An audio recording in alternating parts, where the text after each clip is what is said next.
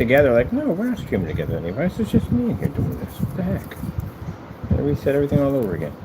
All right, there we go.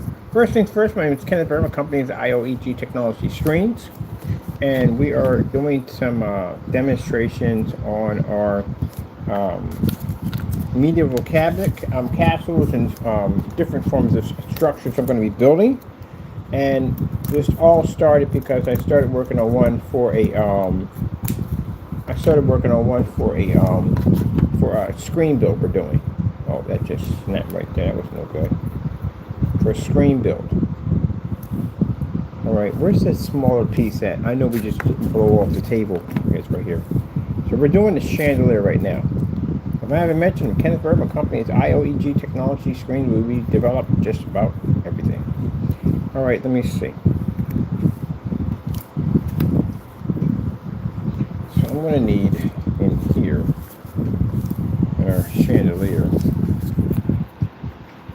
And I'm going to do something with the kids later on. I think they're going to be fast builds. We use it with, we do fast builds for them because it'd just be easier. These builds are very long. They take a long time. They do. And yeah, I get kind of bored in here when I'm actually working on stuff because I got to keep going different from time to time, and sometimes it does not go different. Let's see. So that's why I kind of change topics and stuff like that.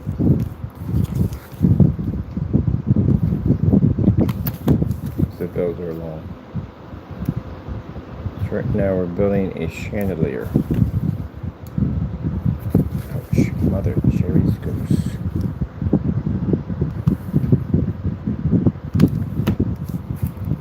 Another piece out.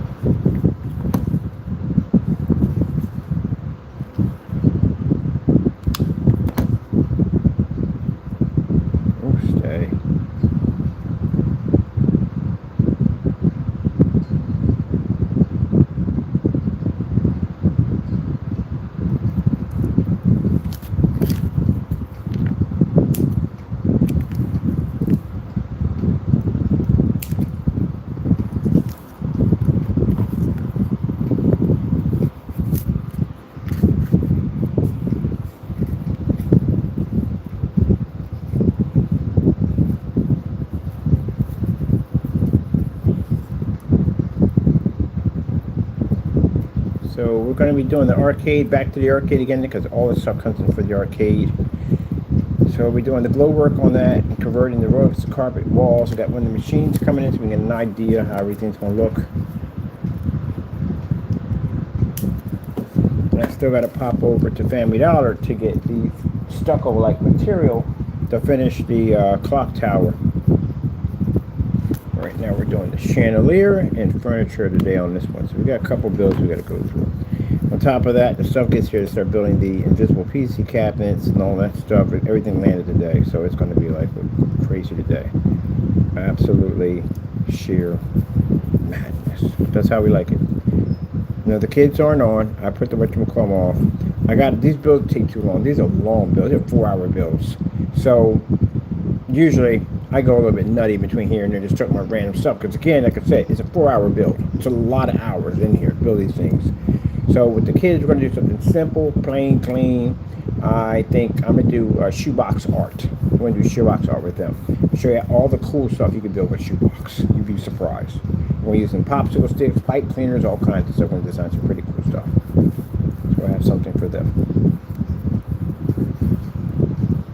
Alright, so we got our first little link in there. This goes to our top up here. We're going to take everything with us in the process. So it like just like that. And we have to get that there. So the next step is to basically put in a trim around here. Cut that very thin. And then the whole stone pillar thing, If I got through that much pain installing in that one, the rest of them should be really easy because now there's a lot of pain when I did that one. And I still got to complete it. I was supposed to do like half of it and something said no, finish the whole thing because you never know what tomorrow is going to bring and crowded with something tomorrow. And yes, everything landed yesterday. So I'll be bouncing back and forth to check my account and see where my truck is at. Where the truck is at. So we're putting in our tavern because of our elves do need somewhere to drink and make merry. A long day of building the environment. Well, you know, building each building. We're going to be building another cottage. That cottage right there we have over there is designed for something else. So we're going to build ourselves a cottage that's going to be halfway embedded into the countryside. We are going to have a circle door like the Hobbits. We made a Hobbit style kind of house. And we're going to give the fireplace a cobblestone kind of look like that. So this is going to be a real cool build. It's going to be a little bigger than, all these are big builds. And the door. Now that cottage I'm building over there, that one has a box that goes around it, and in that box there are other parts of scenery. Some of it stands out, some of it doesn't, and it's designed to make that entire area look like it's at nighttime. So I put a moon in there and all that stuff, lighting, wiring, all that stuff. Those are different ones I'm actually building. Those are actual entire little worlds around the builds.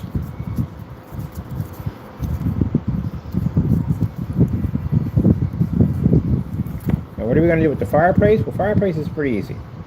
We're definitely going to have real sticks in there. I got to go to the park, make a visit down there, and get some sticks. So we can build a firewood pile and put some sticks in there. But what we're going to do is we're going to use some of that clear, see-through plastic paper and run some lights in there. So they have its own separate set of little lights that are running in that section.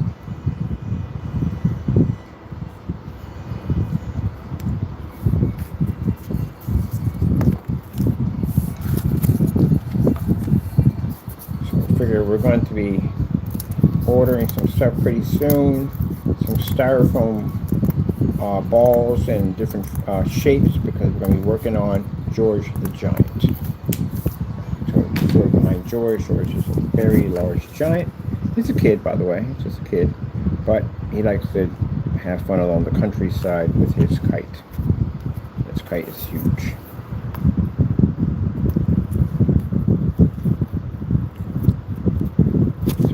Give it a name too. Pretty soon we'll be developing a dragon, and the dragon needs a name.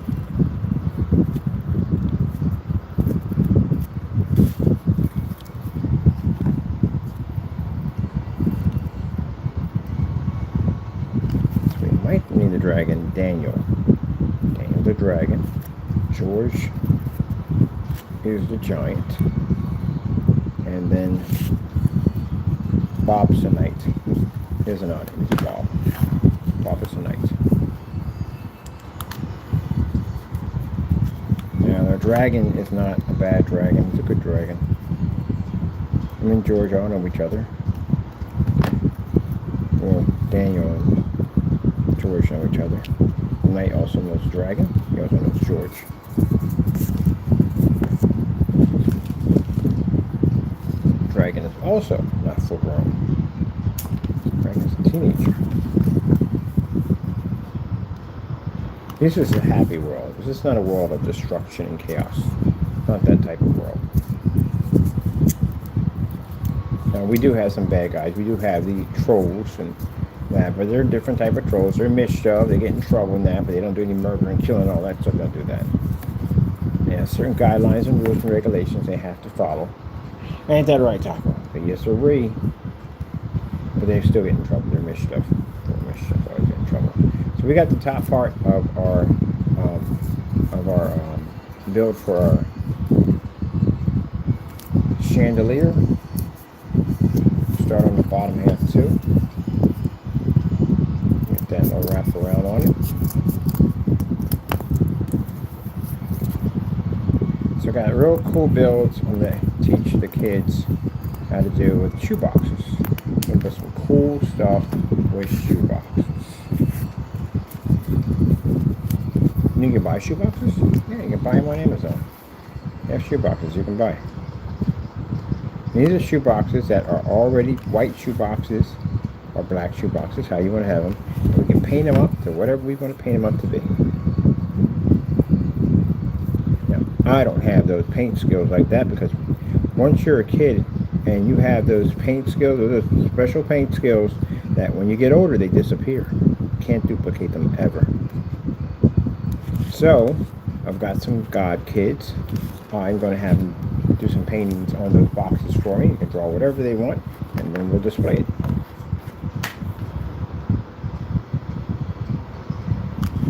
You know how precious your kids' paintings are? All their drawings, every single one of them are. They are extremely precious. You know why? We can never duplicate that ever again. Not ever.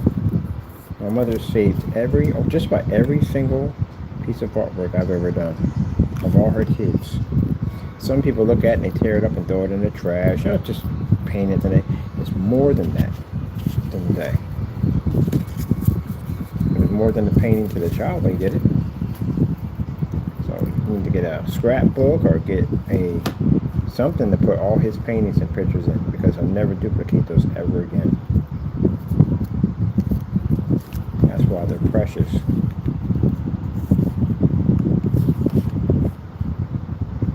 I have birthday cards from my God kids that date back when they first started learning how to read and write. I have every single one of them. Everything they sent to me, I kept all of it. To me, that's my treasures right there.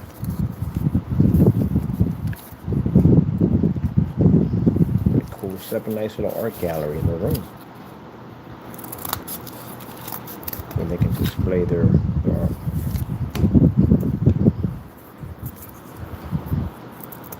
Got to encourage it.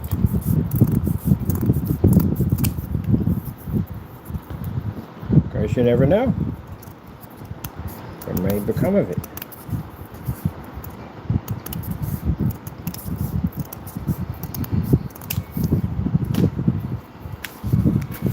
Right in our top area right there. Spider-Man. See, it's all over the place now. I know one thing, when I put in any parts of the castle that require cobwebs, we got it. I've been saving all that.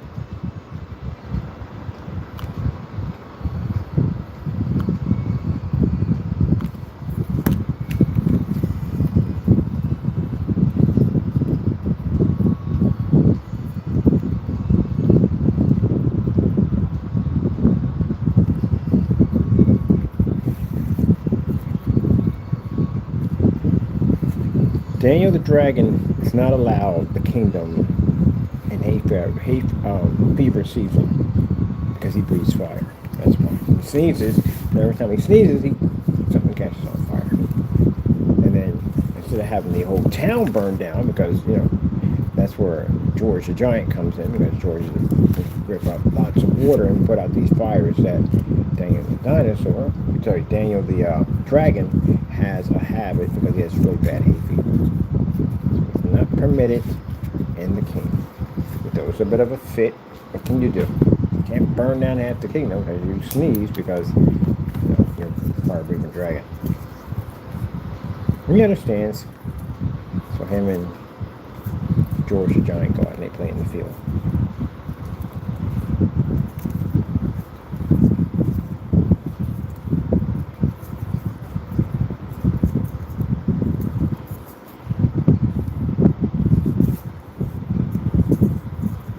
Now, for those of you that what about the glue grits? Glue grits are perfect. They add texture to the surface.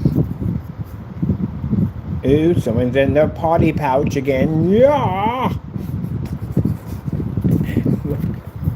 That's gonna kill me one day. In my party pouch. Your party pouch. Yeah. Let me see. Now, where we got to stand from here? We are going to need a couple more links in there.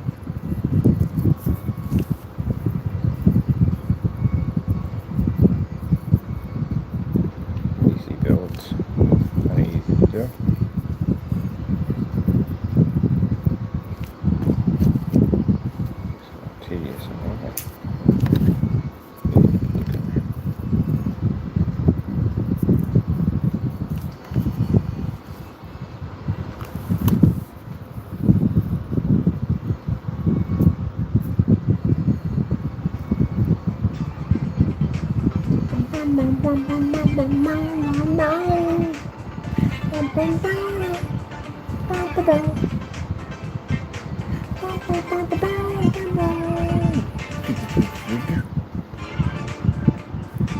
call him back. I'll call back in a few minutes. You ever have someone's ringtone be the same ringtone as it uses to wake you up, and you really think you're still asleep? It triggers off something fast in your head. Like my call reminds me that I have to go do something. It's a reminder, reminds me to do something. Somebody had as a ringtone. I'm like, is that me? I forget to do something. Yeah, it just triggers off. My sister had one somebody fired off, and they thought it was the one that they used to wake up. That kind of throws you off a little bit. It really does. Like, wait a minute, am I awake? Or am I dreaming all this? All right, we got 2 chains in there. 2 chains.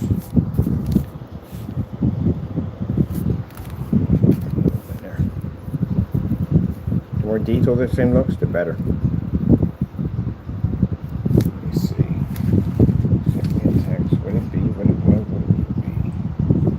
Nope, don't need all that. Come on, out of there. Out of phones be doing too much. Just be adding all that stuff. Do you want this? Do you want that? No, we don't need all that. Just ask for one simple thing. That's all I'm asking for. Oh, excuse me.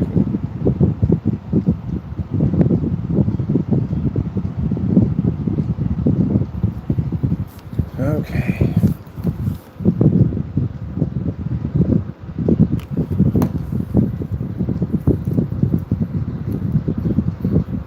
Important call. I gotta take this in a minute. I'm gonna go out in the hallway and make this call.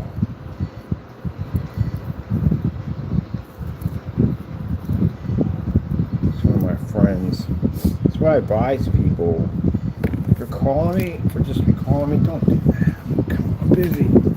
Let's take this. Because you're saying it's urgent. This is girl. Oh.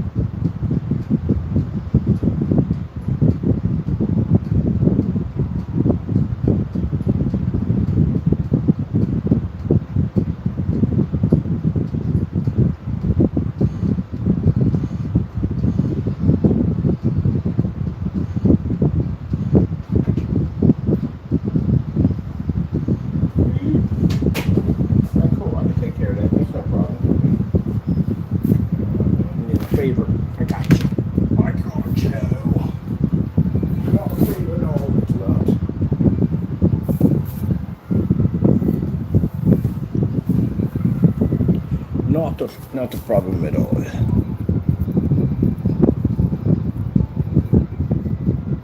One time, my people or friends call me if they need something, like, they call me other stuff, but like if it's urgent, something they need, they know they can reach out to me. So just call me, I'll pick up, no problem. I'll take care of the day.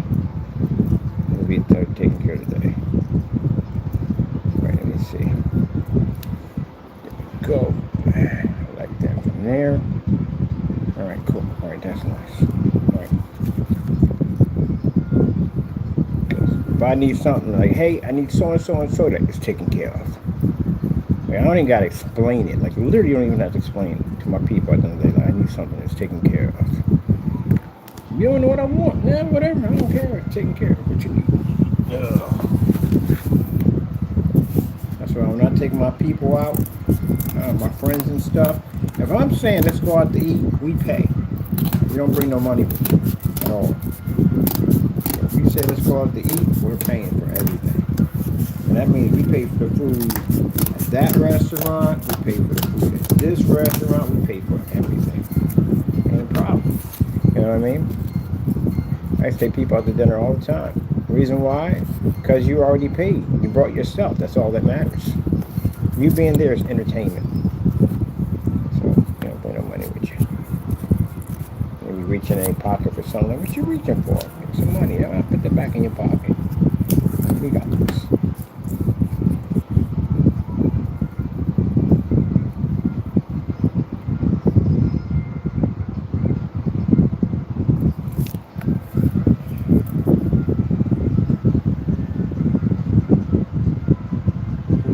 Some people might not have it on them.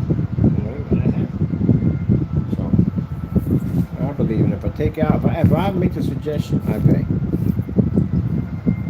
Taking a bunch of people over to Korean barbecue. I've never had Korean barbecue. Day of my life. I heard it was absolutely amazing. So we're taking a bunch of people.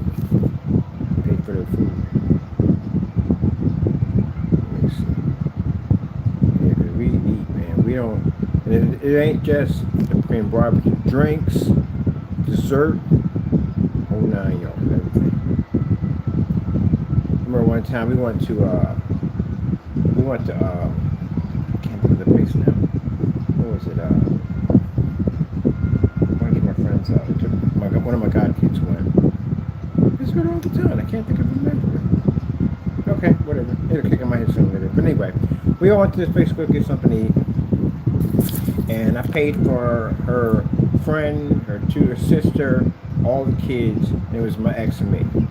And the little one, she likes spaghetti. Well, you know how kids are with spaghetti.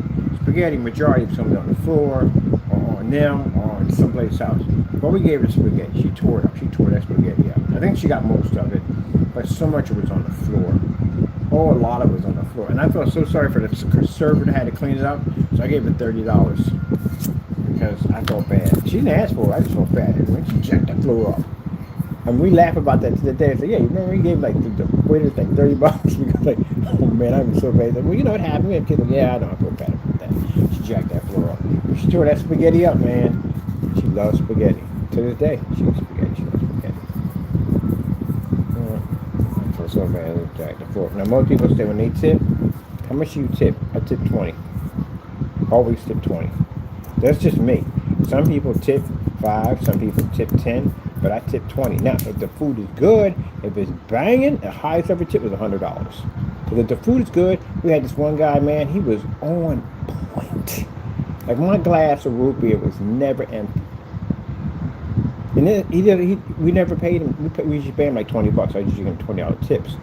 But it was on point. Like the first time we had that server, he was on point. Always served, always breadsticks, food, whatever, bam, bam, bam.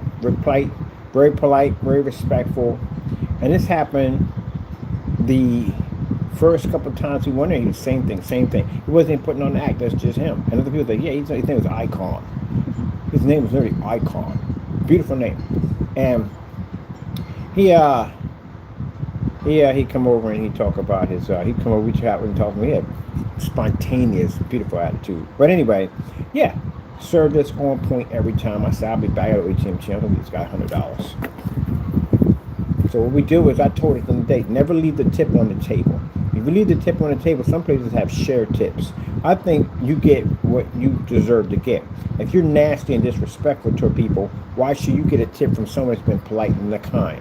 So what I do is we'll go in, get the money out of the ATM machine while she sits at the table. When I walk over to him, I shake his hand, give him the money, and just walk off.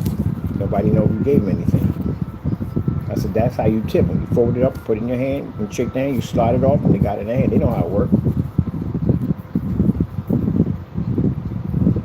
Some people don't even want to tip at the end of the day. They don't want to do that.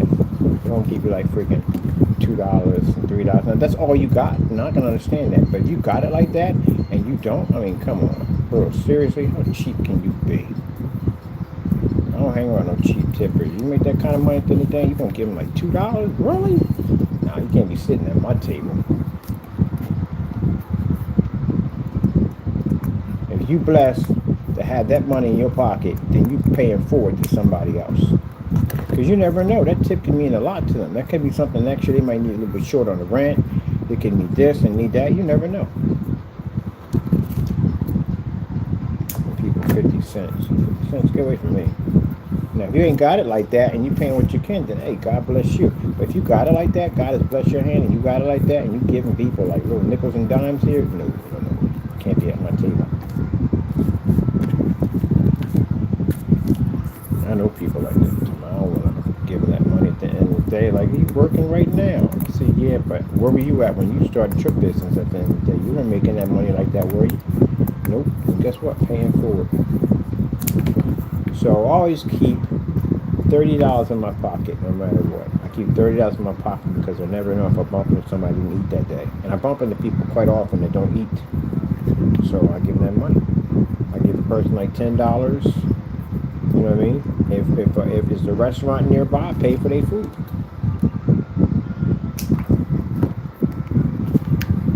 And even if it's my last dollar, they get it. I'm always going to be to have more. God always blesses me to have what I need. And then for some people saying, well, I can't give them that money because they may be drug users at the end of the day. If the Lord tells you to give them that money, you're going to give them that money. It doesn't make a difference. What they do with it at the end of the day is between them and God. You're not the judge of that. You don't have that right to cast that judgment. When the person comes up to you and they ask for something and you have it in your ability to give it, it speaks of it in the Bible. So whether if that person's going to use it for drugs, I said, look, at the end of the day, this is the money I'm giving you. The Lord tells me to get to you. You understand me? You use this for drugs, it's between you and him. So if that person thinks there's no consequences behind it, there is consequences behind it.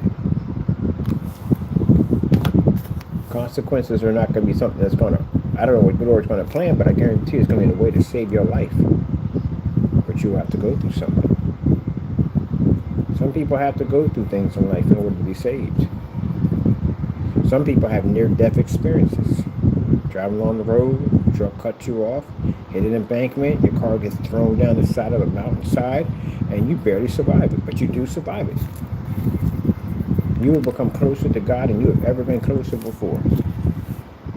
No one's there. No one's there to help you. You're by yourself with God. You will learn to depend on him in that process. And when you rise from that, there are two ways you're going to learn from that. Either going to learn based at the end of the day that it was your Heavenly Father who saved your life, or you're going to ignore him and follow the devil. I've seen people, actually, matter of fact, my landlord in the other building died in a car accident, real bad one too, lost his teeth in the front and everything, really bad car accident. It's really bad when you use your teeth in car accidents. He got busted up, he was in a coma. For about, I'd say about a month, he was in a coma, he was messed up. The car was definitely unrecognizable. So, he died on the table. But they brought him back. Now, if you die and you're brought back, that means there's something meant for you to do.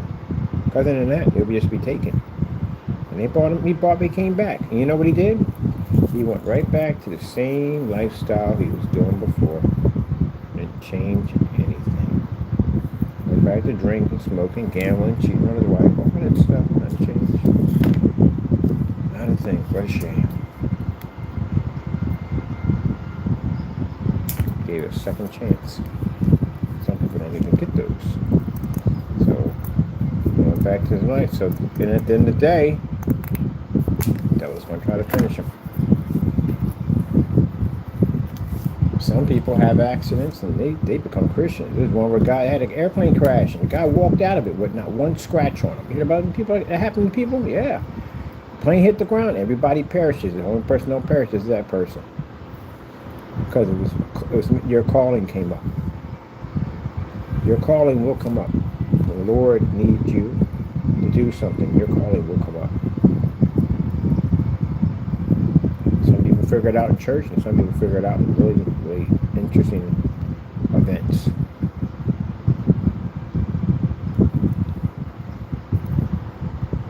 You will realize and recognize it's definitely God who survived it.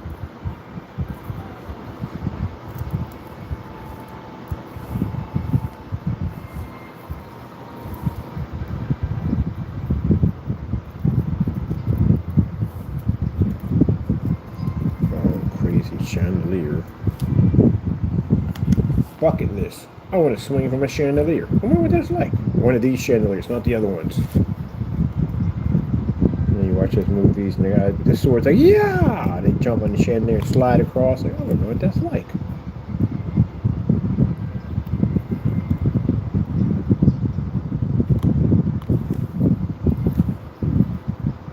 Yeah, a couple of them near-death experiences. Didn't chalk it up to God, but had a couple of near-death experiences. Yeah, should have been dead. Definitely should have been dead. Food poisoning. Caught in a burning building. Almost drowned. A couple car accidents. Got electrocuted one time. That was not fun one at all, period. That is a jack that one to go through. Definitely a jack that one to go through. You'll never forget that one as long as you live. Yeah, electrocuted. Big time. Flashing lights and all that stuff. I saw everything, yep. Should have been dead. Should have died. Really hard should have stopped. Bit into an electrical outlet when I was a kid. A cord, extension cord, bit right, teeth went right into it. Should have been dead. Poison? I've been poisoned multiple times. I got poisoned by eating moth chews when I was a kid and they had to pump my stomach. I got food poisoning 8 times. 8 times I had food poisoning. A couple of times I didn't know. A couple of times I didn't know what was going to happen. But I thought I could beat the odds. They didn't go well. Been hit by a car twice. First time I got hit by a car, I had my ankle twisted all the way around. I was crossing in between 2 cars and I got struck by a vehicle. That's the first time. The second time I got struck again by a car, I went through the windshield. Took 500 stitches in my face, fragments of glass still in my face, lost my teeth in the front and back, 3 screws in my kneecap, 3-inch gash over top of my forehead, lost about 10% of my memory, and half the side of my face had no feeling. Sensitive to light and all that stuff, and in the process ended up with insomniac. Which bit by bit, day by day, I started sleeping less. At that point, you start going mad because you start thinking like, what am I doing? Okay, I can't sleep. Got to figure out something to do. And then everything started with the computers and all that stuff, and yeah, overnight programming and working on this and working on that, and all that craziness. But then you have these micro naps that pop up. And that's what was popping up. I was sitting there playing the game system with a friend of mine, and I went to sleep, and he was like, woke back up, and I'm still playing the game. You still watching me tap the buttons, but I'm out. And he was like, what the freak was that? What the freak is what? What are you talking about? I don't feel it. When it happens, I have no, it's like being under anesthesia. When they put you to sleep, you don't know. That's what it feels like. Like you don't know. One minute you're talking, boop, next minute you're up. But it only lasts a couple of seconds, and you come back up, and your hands are still moving. So that's what he saw. He saw my hands still moving on the controller, but I was out. I can hear him. I'm just out. I think I'm awake the entire time when it happens. So then he was like, yo, what the frick was that all about? And I was like, what are you talking about? What are you talking about? Dude, you were knocked out. You were asleep. I was like, I don't know. I was wide awake. I'm talking to you right now. And that's when they found out I had these things called micro naps that trigger off. So I've done it on camera a few times. I'm on camera, boop, be out. Yeah, they trigger off. So it's my body's way of basically trying to make up for the sleep I lost or not getting. And then you got trolls who look at that and try to make trouble for me. Mind you, what you just did got written in the book of judgment. You know that, right? So that's the part y'all don't get. All that you do is written in that book. So even though you think in secret that no one knows what you're doing, your Heavenly Father does know, and He's writing it in the book. So these guys went and contacted my landlord and said, hey, look, he's sleeping in the office and try to make trouble for me. They know already from the door of my illness and what I suffer from. So they know from the door. But that's what you try to do. And God knew you try to do it also. So now it's been written in the book.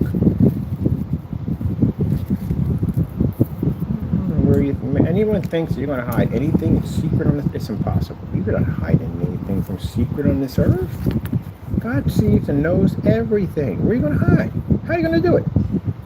How are you going to hide something that your Heavenly Father can't see? Explain to me how it's done. He knows what you're going to do before you do it. So how does that even work? You don't hide anything. And that was insane, foolish nonsense. That's why I said, what you do, you say, I don't know you. I do know you. I know you very, very well. I know you better than you would think I know you. Because I know who you follow, and I used to follow that demon. So I know you. Trust me. I definitely know you. And I know the lies that you tell yourself that nobody is going to know. You tell yourself those lies. I know you do. But guess what? Who knows? God knows. And guess who protects us? God. So if God knows, we know. Oh man, these things are rough. So you can't hide. There's no place for you to hide. Anywhere. Even Satan himself can't hide. So, you know. And everything you have is written in that book. So, whether you pass off the earth in the next life and you go to purgatory, the devil kills you and gets you off the planet that way, or God comes back and you're not prepared. Either way, you got to answer for what's in that book. Now, Christians don't answer for what's in the book. Why? Because we accepted Jesus Christ as our Lord and Savior. And therefore, when Jesus Christ came down to sacrifice him on the cross as the final sacrificial lamb, our sins are forgiven. Our sins are forgiven. Keep in mind, Christian, understand this one. Your sins are forgiven as long as you are truly sorry for what you have done. If you think at the end of the day that you can just go and pray and your sins are forgiven, you can go back out and you're cleansed of those sins and you can go back out and commit more sins, it don't work that way. God will not forgive you. So in the Bible, he can't forgive you. You know what else God can't forgive at the end of the day? If you have hatred against someone, God can't forgive you. You didn't know that, did you? It's in the Bible. So if you hate someone, like say those people don't like me, they hate me, right? God can't forgive you of any of your sins. Not one. Because he will not forgive. If you hate your brother, if you hate your friend or whatever, God can't forgive you. I don't hate anybody. You know how fantastic that feels at the end of the day? You have no hatred for anybody. Nobody at all. Not one person. Nothing. At one point in your life, you were filled with nothing but hatred every single day. That you hated people, hated them. Every day was thinking about how much you hated that person. That's what you guys are going through. That's what I said. I know what you're going through. I lived your life already. And I'm going to tell you something. I can tell you, it's a miserable life you got right now. Absolutely miserable. And right now, that devil, man, he's on your back. He is on your back. And he's plotting. Every day, he's plotting a new, different way to try to get rid of you.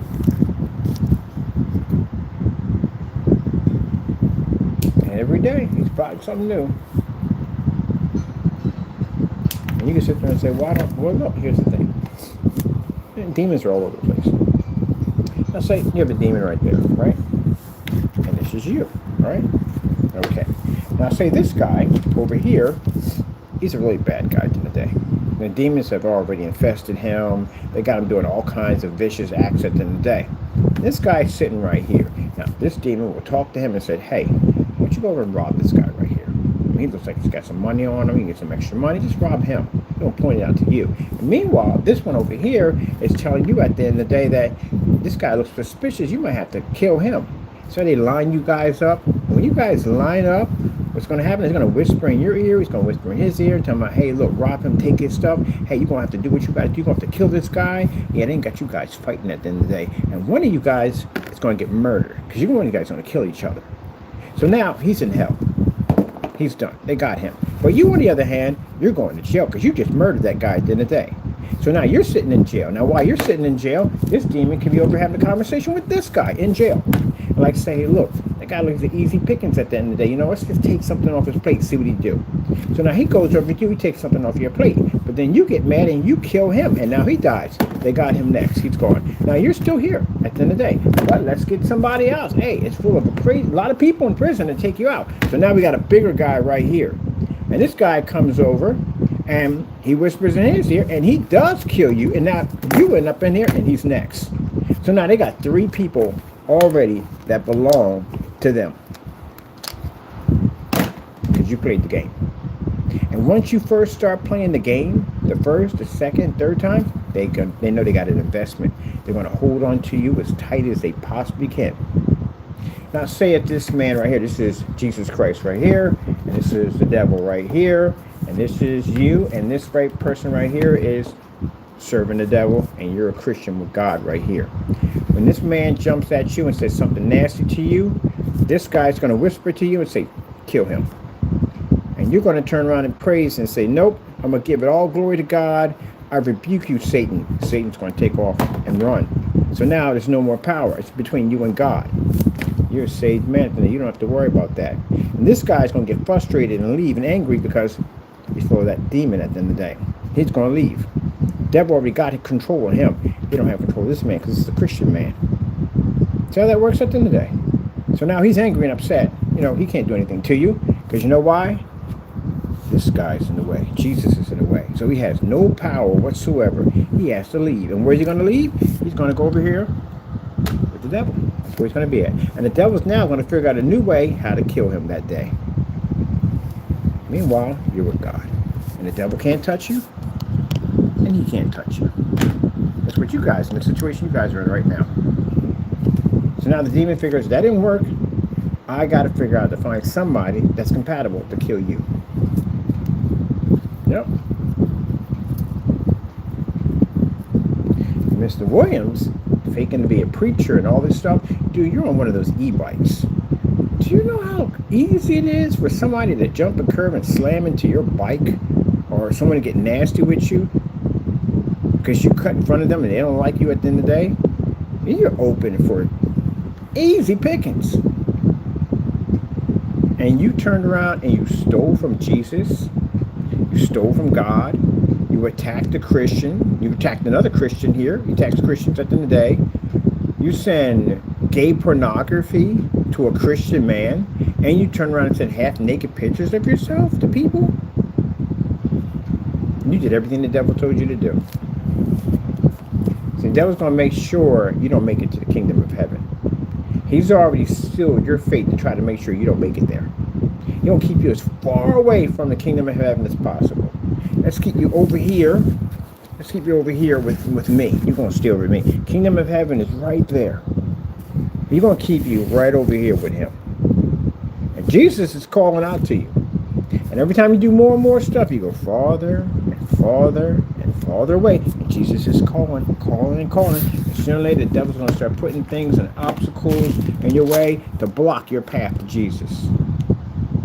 He wants you over here by himself. He's going to kill you. That's what he's going to do. You're no good here. You're no good at all, period. You're no good here to him. Not at all. Because here, you have an opportunity to get saved and change your life. But over there, in that world where he's going to have you at, there is no savior for you. No salvation. There's nothing there for you but death, torture, and pain. That's all it's for you. And he knows that. He's going to get you over there. Every day he's plotting something new. It doesn't have anything to do with me. There's so many people that he can kind of have take you out. It could be your next door neighbor that could do it. It could be a guy driving down the street can do it. A guy walking down the street. A guy in a supermarket, restaurant. Anybody. It ain't gonna be me. It ain't nothing to do with me at all, period. I serve God. But he's got so many others. And he's got other demons that work with him too also. Oh, be surprised if a bell rang every time they got somebody. Like, we got another person. Yeah. You ever play a game where you're playing a race? What's it called? The knock around guys. It's some game you play. You got to go through these whole crazy obstacle course and all this stuff, and you jump over stuff, and you like right up, about to win this race. You're right up there, man. You're running, you're celebrating, and then something hits you and knocks you down. That's how the devil feels at the end of the day. He came so close, and he lost you. He's mad. I had to make him angry. You know, that's like, it reminds me of that movie called, what was it called? The Devil's Something. It was shot in the Comcast building. The 444 was shot over there. There's one about the elevator. That was I watched it, but it was interesting. because about something about an elevator or something like that. These 5 people on this elevator. There's a reason why these 5 people were brought together on the elevator. There's a purpose why the devil made it so that he got each and every one of these people on this elevator. There was another person on the elevator, but that person wasn't human. It was an old lady, but she wasn't human. And everybody thought when this elevator shut down, there were all these things that were popping up and going crazy. And people were missing, stuff like that. People were being attacked. They didn't know what was causing all that. But the entire time, the devil was on the elevator. It was the old woman. And she brought all those people together there because all those people had something to do with one another but didn't know to a certain point. But there was one person on there that she wanted the most out of all of them. The devil wanted the most out of all of them. It was a guy who was going there for a job interview. So that guy was going for a job interview, killed somebody. He killed somebody on that elevator. Somebody on the elevator lost their family to a drunk driver, and he was responsible for killing them. And he covered the whole thing up, and no one knew anything about it. But the devil didn't know about it. And the devil was going to take him that day. So, got all of them on the elevator. And what's it called? Even the security guard was guilty. He was on there too. All of them were guilty. All of them were condemned. They're all condemned. So he said he saw something in the dark. He said Diablo. That's devil in Spanish. And they were like, what do you mean? And he talked about these stories about this demon that was popping up and people would go missing and stuff like that. And that's what they called it. He saw here, it's on this elevator right now. Lights went out again. And somebody got this huge bite mark on them. And there was all this crazy stuff was going on. Long story short, everybody, a couple of people went missing. And he took them. A couple of people missing. And some people just died. One guy had a heart attack and some crazy stuff that went on. But the only person that was left, well, an old lady died too. She had a heart attack and she died. But that was something really, really creepy behind that one. So anyway, long story short, the guy was on there. And the woman was saying, y'all got to confess your sins. You got to confess your sins. You got to confess your sins because it's here. It's actually here. That demon's here. And the guy finally told the story about what happened. Now, the guy told him a story about how he lost his wife and kid of a drunk driver. And the guy he was telling was actually the drunk driver who did it. So he confessed. And the guy broke down and cried. They were crying together, whatever happened. And that woman's body rose up again. Her body rose. Her eyes turned all black. And she looked at him and she said, oh, she screamed, roared at him and said, why? Why did you have to mess it up? Why? I wanted you so badly. So badly I wanted you. You were supposed to be mine. She couldn't do anything about it. He confessed. And the guy forgave him. That's what I saw that. And it's interesting because that's how the devil is. That's how angry he gets. He invests his time into somebody, and then when they get saved or they find a Christian, the Christian leads them in the right path, and they get saved, oh, that demon's upset because he almost had you. And he can't have you now. Yep. So that's what I took away from that movie. Some people took away, like, oh, it's from Screaming. I took it away from the spiritual man that, yeah, that demon was stalking them. All of them. Every single one of them was cast for judgment. And he got them all in the elevator. He would take them out one by one. And that was shot over in the Comcast building, the 444. Which to this day, I would not get on that sucker. I don't like that elevator. I don't do elevators. Elevators freaking me out. Most people get in the elevator like, da-da-da. I'm looking up at freaking like, where the freak is the safety hatch to get out of this sucker? I always carry screwdrivers and stuff on me just in case. Because, man, I am not getting caught. There's a phone in here. I don't trust a phone. Phones usually never work in those things. But you got your cell phone. Isn't it always likely when you get on the elevator, your cell phone is almost dead when something like that pops off? So I keep backup chargers on me. All this stuff. I don't play like that. No way. But yeah. But the way she came up out of that floor, she rose up. They were all looking at her like, I thought she died. No, she wasn't dead. The body died. What was in it? She was there too because she did something too. They're all there for something. I forgot the name of the thing it's called. It's a very interesting story. That's why you got to stay close to Jesus. As close as you can. I'm trying to be in Jesus' back pocket at the end of the day. I'm trying to be in there. I'm not trying to be freaking out in this world. You know the kind of crazy stuff that's in this world. You have no idea what's walking on in this world around you. You have no idea. I told you when I got saved, that woman walked right up on our porch out of nowhere. She was walking on the street. She walked right on the porch, and she was right in my mom's face. My mom was so scared. My mom's a Christian woman. She don't fear nothing. And she got her face. And she was from an angel. She was talking to my mom. My mom said, no, that she's from the other side. And she said, tell your son over there. And she said my full name.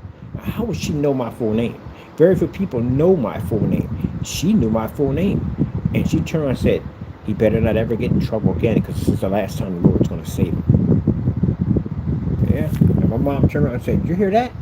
She had tears coming out of her face because that spirit takes over and them tears run through your eyes. She said, did you hear that? Did you hear what she just said? And then she walked off the porch. We never saw her again. Never saw her again. She said, did you hear that? I said, I heard it. I heard it. Okay. Remember that. Yeah. The Lord warned me.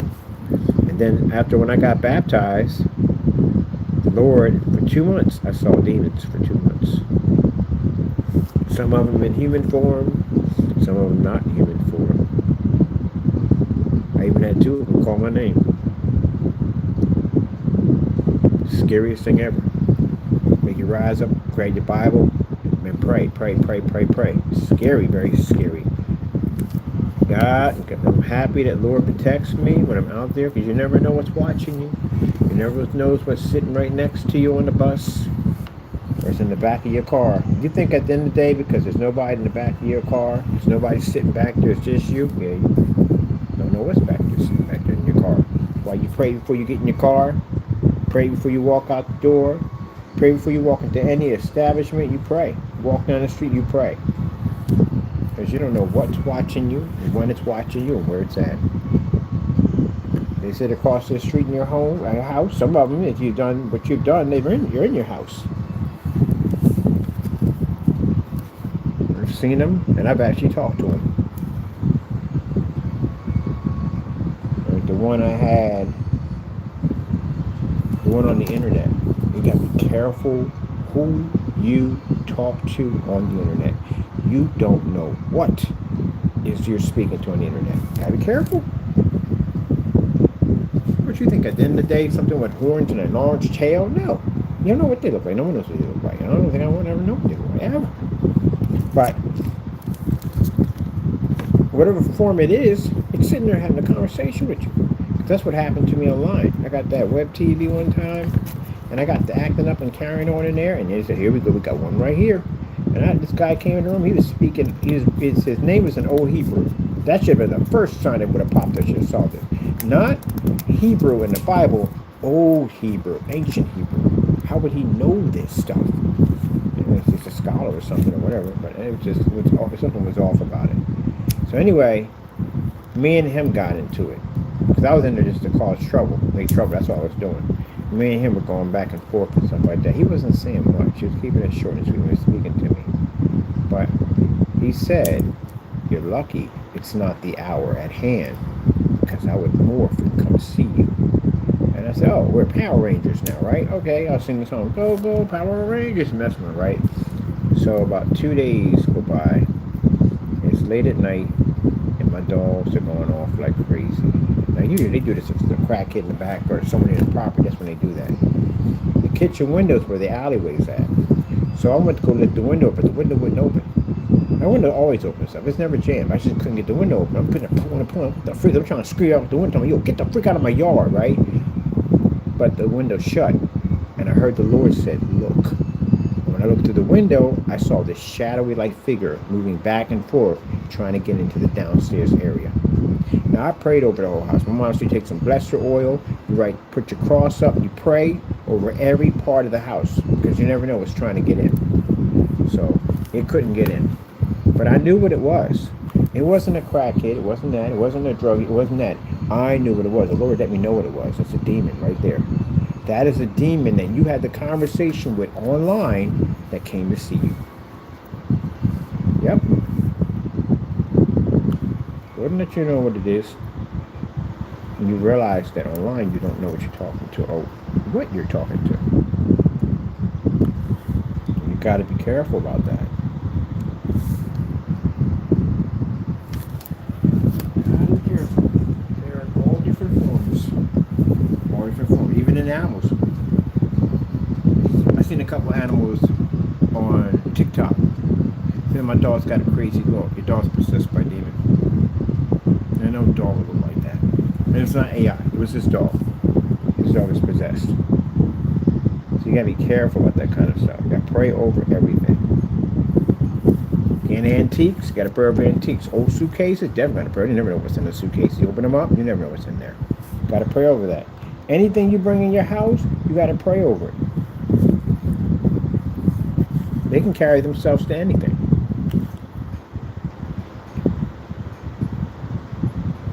That was one.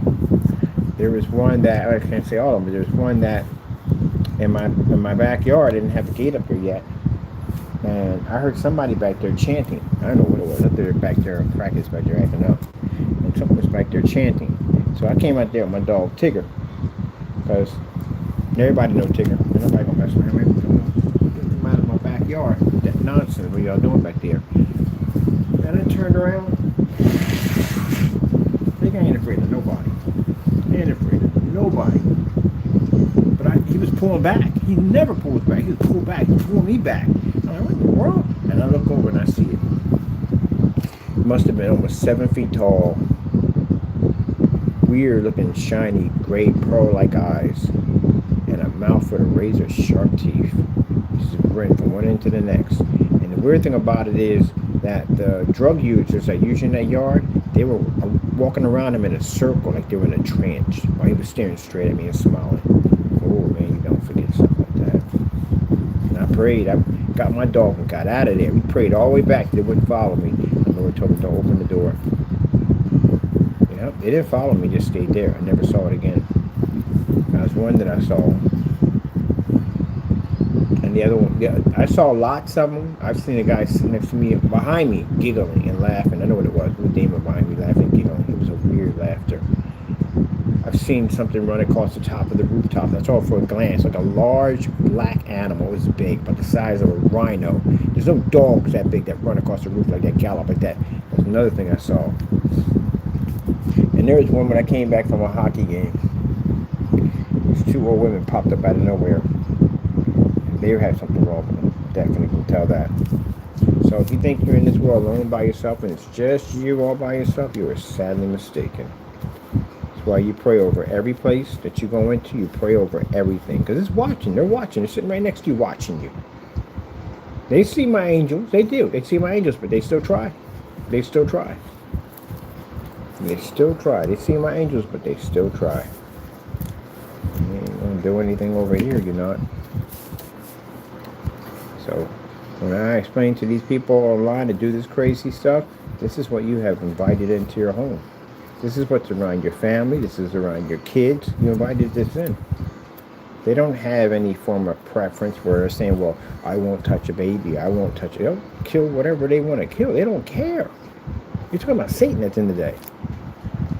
He doesn't have any morals. He doesn't go, well, I won't kill this person. But he'll wipe out anybody he chooses. Why he don't like y'all.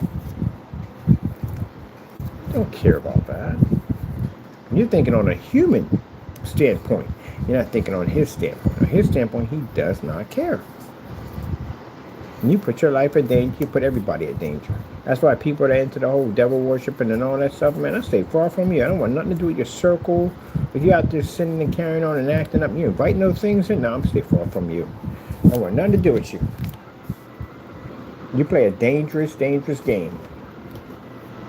Okay, that chandelier is way too low. You play an extremely dangerous game.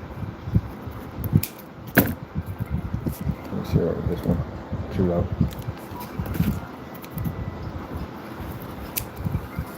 Nope. I'll stick it over here with my Jesus. That's all I need.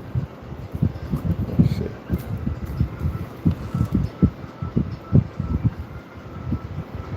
I'd rather have it here. Yeah, I'd rather have it here. Get some of the window in there.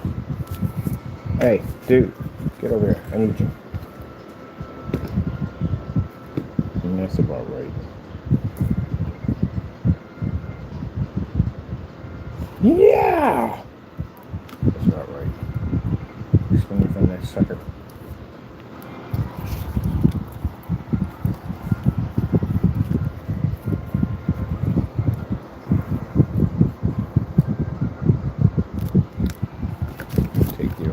here, just like this.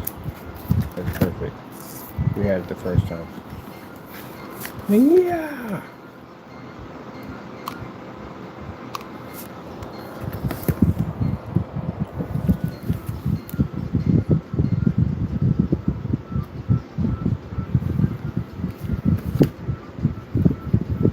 I'll tell you this because I don't want you to go to hell. I don't want you to burn. I don't want you to go through any of that. I want you to be blessed.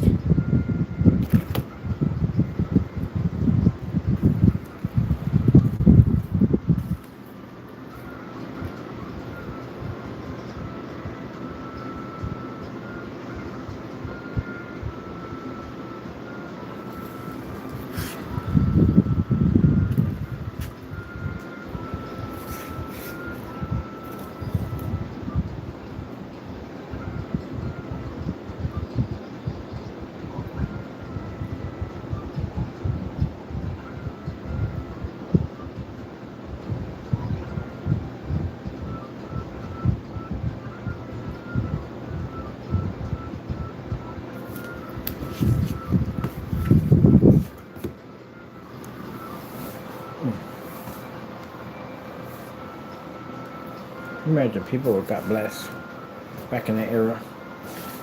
You'd be a guy playing the fiddle, just praising the Lord and playing the fiddle. Yeah, Christians back then, yes. Christians everywhere. Playing the fiddle, and you're out there playing your music, and the king just happened to come up and hear your music. And here you are poor, and you make your music by going into town and playing your music to people. They give you money for your work, and the king happens to hear you say, I want him to play for me. Now, all of a sudden, now you're royalty. You know, if you play for the king, that means that you can go anywhere in town and you can get whatever you want because you play for the king. You're almost not royalty, but you play for the king. Got that status, got that king status. In order to do that, you got to be careful because here comes Satan at the end of the day. Will fill you up full of pride at the end of the day. Oh, you're better than the rest. You know, that's that and the other, and so and so and so. That you got to be careful. Yep, he'll make you arrogant. He'll make you greedy for money. He'll do all that. Look at our chandelier. It's getting it right. Yeah, we got our chandelier in there. Yes. A swing from that sucker. Yeah. God. Jump from the thing right on the balcony. Yeah. Man, you got to be crazy. That would be funny though to watch. Like somebody jump from the balcony with a sword fighting and jump to the other side. I'm like, I'm done. These people are out of pocket. They were out of pocket. But that's funny. Hold on for a minute. I gotta check something real quick. See if my orders came through. Oops. Hold on. 9 stops away. I have my stuff. When you go on the dark stuff, who's gonna work with first? I got 9 stops away. I have my stuff. When you go on the dark stuff, who's gonna work with first? I'm gonna do the 80. I'm gonna do the 80 style. I'm gonna work in there. I'm gonna black out the rug, put the neon lights in there. I'm gonna do that. And I'm definitely gonna do that now. I'm so excited. We got our hobby stuff's coming in today. Woo. Look at our chandelier. We can see the chandelier right from there. Now we're going to put a roof up in here and all this in here. So we're not done. We're just doing the inside first. We got our chandelier. Now let's make some furniture. We got to make tables. They need some place to drink, people. And I still got to make my trip to the park. We need wood. I'm going to get some other wood sticks because I do want to start building. Oh, you know what? We've got a change of idea. We want to build a cottage, right? The match these cottages, we want to use with a wooden stick frame. We got to do it. We got to do it. It'll be awesome. We'll go to the woods and we're going to find some old branches and stuff, and we're going to basically do our own thing. Is what we're going to do. Because I want to build one like that. We're making a hobbit home. We can't do it so much with cardboard. We need some wooden builds to it. We're going to make it look realistic, people. All right, so let's get our benches in there.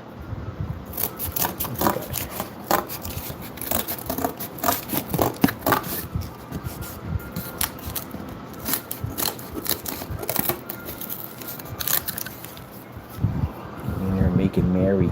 I'm in here, we at? I'm in the bar making merry. Yeah, but you making merry. Look at you, all you do is drink and go to the bar and make merry. I have to do what I have to do. Alright, so this is pretty good. We got a bench there, because they're closer to the fireplace here, and right here. This would be perfect here. Seat back here, And see here, because in that fireplace area, everybody wants to keep close to the flame, you know what I mean? Because you want to survive. It's all about that flame. You got to check it out, man. The whole thing about the survival in that particular era is freaking fascinating, people. It's fascinating. I freaking love it. Some people aren't. It's funny, too, because I love history. I freaking love history. I love history. That's one of the things they didn't teach me in class. They didn't want to teach me history. You know that when I went to school, it was a little different. So when I went to school, it was racist. And I'll tell you why it was racist. Because they kept a lot of the black kids in the LD classes. Why? Because they're going to push them through the system so they don't know anything. Yeah, it went on. There was a big investigation about that. You ever heard that slogan, leave no kid behind? That's where that started from. Because not all the teachers, but some of the teachers, they'd put these kids and say they didn't have high enough IQs and they weren't smart enough, and they would stick them in these classes, and they would just push them to the system. Look it up. But anyway, yeah, they put me in that whole thing at the end of the day. And I knew I was a little smarter than that at the end of the day. And by the time I basically got out into this world at the end of the day, my IQ wasn't that high until the Lord changed all that. See, when I read in Leviticus about the Bible, about how these are children of Israel, these are people who know nothing about tapestry and carving with stone and none of that. Where did they get the knowledge to build a tabernacle? Where did it come from? It came from God. And that's when I realized that all knowledge comes from God. That you don't have to go to college because God can bless you with that knowledge at the end of the day. And when that split second, something just had a blank thought, a pure blank thought. And I heard the Lord speak to me and say, what would you like? Now, at that time, I was looking at computer magazines, something about computer magazines. I wouldn't know how to build a computer. I didn't know how to build any machines. I never went to school for any of this stuff at all, period. And I said, I want a computer. I want to know how to build computers. So that day, I had faith that God was going to give it to me. I knew he was going to give it to me. I knew he was going to give it to me because he asked me and he's going to give it to me. And that day when I woke up, something felt different. Something felt really different. So when I went over and I grabbed that Tiger Direct magazine, boom, just like that. All that information was flooding through my body. Now, before you, these machines I built. But at one point, you couldn't tell me the difference between a hard drive and a mother. I didn't know any of that stuff. I didn't know any of this stuff at all. Nothing. Nothing at all. And all that came from God. All that came from God. And did it stop? No, it just kept on going. The information just kept flooding through. Anything that I touched, it would flood through. How to build this, how to put that together, how to assemble this. All that information, coding, programming, all that stuff. Just kept flooding. I had composition books, PCs that I was just designing. And so one day, I went to the thrift store, and I saw a PC down there, a Pentium 270 socket, Pentium 2 down there. Windows XP or 98. I think it was 98 they had on there. But anyway, so I took it home, bought it for $35, took it home, and Lord allowed me to rebuild that machine. Because, of course, I learned about the PCI. This is when you had PCI. Now, PCI Express, PCI. You had an AT motherboard, which was about that big, and it had a separate compartment that you attached onto it for the PCIs. And this is how you learn how to manipulate PCI by, instead of using the VGA, you can basically use PCI and put in a much higher graphic cards. You can put much more for it. Instead of running through ID cables, you can run through SATA outputs. And SATA outputs, you can use that through a PCI card that allow you to run SATA outputs to it. And that will allow you to run optical drives and all that stuff without using the ID cables, which would be a faster transfer. So that's how I learned all that stuff. So I rebuilt that whole machine. And at one point, you know, looking at the ugly gray body of it, or washed out body, the Lord told me to take the whole thing apart, sand the machine, the case down, and color it to any case I want. So now I was making different color cases. And I'm looking at my monitor, I'm like, how come I can't change out my monitor? You can change out your monitor. So I took the entire monitor apart, took the whole thing, CRT, took the whole thing apart. I was coloring the monitors to match my cases. And then I got into Frozen PC, and I started working with UV fans and lights and all that stuff, and just kept going and kept going and kept going, and just never stopped. So now, at the age where I'm at right now, I can build whatever I want. Anything. All I have to do is just look at it, and schematics are in my head that fast. So last time I built a computer, it was Molex, and it was 4-pin. But these RGBs that pop up, it's a whole new different feel. So when I got it, I was like, wait, so how do you plug for one for power? Is one for lights, and this one actually for power. And you have to have another part that basically plug in to control the lights. I'm used to having Molex where you have power in it and lights at the same time. So as I'm walking down the street, I'm like, Lord, I don't understand how this works. And he was like, here you go. And now I can do whatever I want with those things I want. I can put those lights anywhere I want. I can, anything I want to do, I know it. How to make them remote control, how to change them, how to make them operate the sound, anything. He updated me on everything. So now looking at the Steam system, I already got the schematics for that already. I got a new box system put in, but I'm building an outer box for my Steam unit. Yeah, that's what we're doing. Yeah. I got something we're hooking up. So all my peripherals don't plug in. They're all Bluetooth. So Xbox is completely wireless. I'm making the ultimate outer box for it. Yep, even temperature control, all that. It's going to be pretty cool when I get done with it. Yep, so yeah. On top of that is an outer box, but it's also a projection screen where I can put a projector on the inside and push an image right through it. Boom! See how amazing God is? That's how amazing God is. Yep. It never stops. Now we're doing these cardboard builds. I just built one cardboard house and then boom! Now we're doing all this. Yes. Now we can build anything we want, which is good for modding when you're building props for your PC, so you can literally build whatever you need at the end of the day. So now we got our tables for here and here, right there. Yay or nay? Yay or nay? Yay or nay? Yay or nay? All right. So what we got to do now is we have to bring our table here to life, a little flat.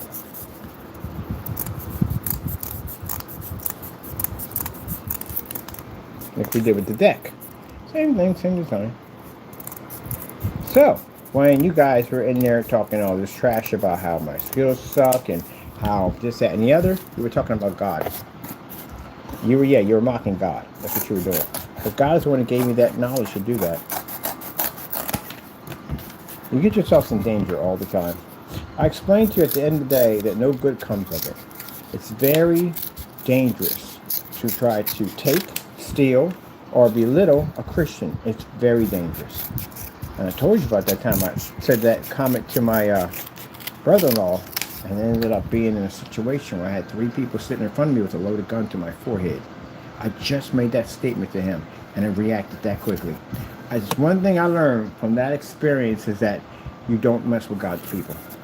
And you guys went over and beyond. Now, is there a way for them to basically get out of this judgment? There is.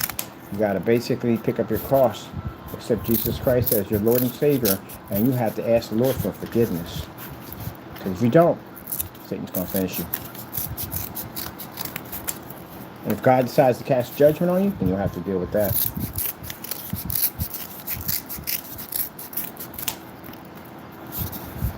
So your time is ticking. Mine, on the other hand, is not. Because when my time comes, I'm good to go. If Jamie dies tomorrow, say he has a heart attack and he dies, God forbid he doesn't, he's a lot longer on this earth, hopefully long enough to get himself saved and find God, or just say anyone that he has a heart attack and he dies. Do you really believe you're going to heaven? 100% can you say that I am going to heaven? Can't say that. Mr. Williams, if you were to have a heart attack and you were to die today, could you honestly say that you were going to heaven? You're not going either. Daniel McAfee, can you honestly say that you are going to heaven if you die of a heart attack today? You can't say it either. Danny Rogers, which is the oldest one out of the group. I really would be concerned, buddy. At the end of the day, where your age is at right now, yeah, stuff you did, everything you did, and what I don't know about, it's all written in that book. So you'll be judged on it. Can you say you're going to heaven? Are you ready to go right now? God's going to take your life right now. Are you ready? You're not.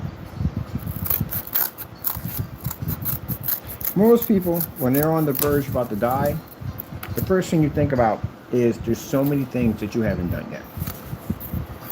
other people think about is that I'm not ready to die. I haven't found Jesus yet.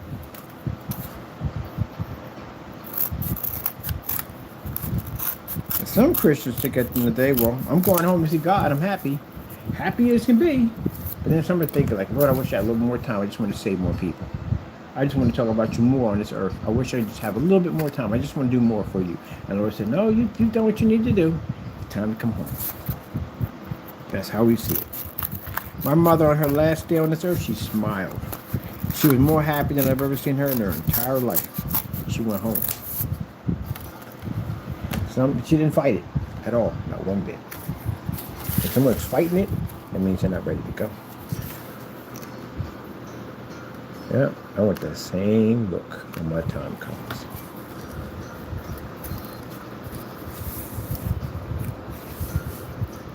My personal favorite when somebody says, you don't want to die alone. You don't want to die alone. What the freak's going on with you? I actually said that to him when she broke up. When we broke up, we separated. She said, well, you're just going to die alone. Excuse me? We're all dying alone. Well, not really. If you're not saved, you are definitely dying alone. If you are a Christian, you're not, because Jesus will be right there to usher you through. So, you can't go with me, honestly. You can't go with me. How you going to go with me? How's that even work? Wouldn't that be jacked up in your freaking marriage contract? That if one of y'all go, both of y'all got to go? That's in the contract? Well, that'd be messed up, wouldn't it? That pretty much was basically in that particular era where you had kings and queens, and basically, especially when you're talking about the Egyptian rulers, you definitely had that. If they were going, you were definitely going with them. Concubines, all that, you were going. All you were going. That's true. It really happened. Because you got to be, they look at it this way. They're going to need their servants in the next life. They believe that in the next life, that's why they were buried with all this gold and riches and stuff, because they need that in the next life. So if you had servants, the good thing about it is, you were in the castle, you know what I mean? You're in the palace or castle, where you were in there, right? You were living a good life. The bad part is that when he died, you weren't with him. Because he needs you in the next life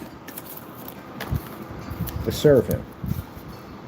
Whether you like it or not, you're going. Any architects, you weren't missing. Now think about it. If you're the architect, and you know where all the booby traps are at, right? They gotta let you go. They gotta get rid of you. Because you can tell other people how to get in there. Long after he's dead, you know how to get in there. You get to go in there yourself. You know where all the traps are. You built the place. So they gotta let you go. I gotta look at that. The history of the architects who built them. Yeah, you're not lasting long. I'm going to get rid of you. Because you know everything. You even know how to get in there. You can go back in there and rob that place clean. Because you know all the traps are. No. You don't want to go down that door. I built that myself. Definitely. Trust me. You don't want to be down there. I can show you how to navigate this with no problem whatsoever. And they're going to get rid of you. You've got too much information in your head. But as for the concubines and servants and maids and all that stuff, yeah, you went with them. You find a tomb, again, chances are you will find a king. He will be in there. But you will find everybody else in there, including his wife. They're all being there. You're all going to be in there. I see one of those people like, no, she can just stay here. In the next life, I don't want to deal with her. It's kind of jacked up and true, though. They say that. And that's good for you. At least you're alive. Definitely would take that any day. Look at her table right here. Look at her table. Look at it. Look at her table. Make your errors. That's pretty interesting. About the Egyptian era is pretty interesting. And then you still got those people saying, well, those similar pyramids were built by aliens. Oh my goodness, I swear. Why do y'all keep saying that? That's the dumbest thing ever. Really? I had this conversation with people multiple times. Even on here, I said, so let me get this straight. Supreme beings will have the ability to travel anywhere they want. Even they probably discover time travel, all that, right? They got the most advanced spaceship, alien craft, warship, whatever you call it, on the planet. And they come here and they give us blocks of sand? Can't even leave behind a plasma rifle or a freaking something, a moon rock, nothing. Your entire freaking starship is one big giant freaking piece of technology. It leaves nothing behind but our own blocks. Okay, whatever. Not a uniform, something, some weird food, something, blocks. We just came here to build blocks. So they must have been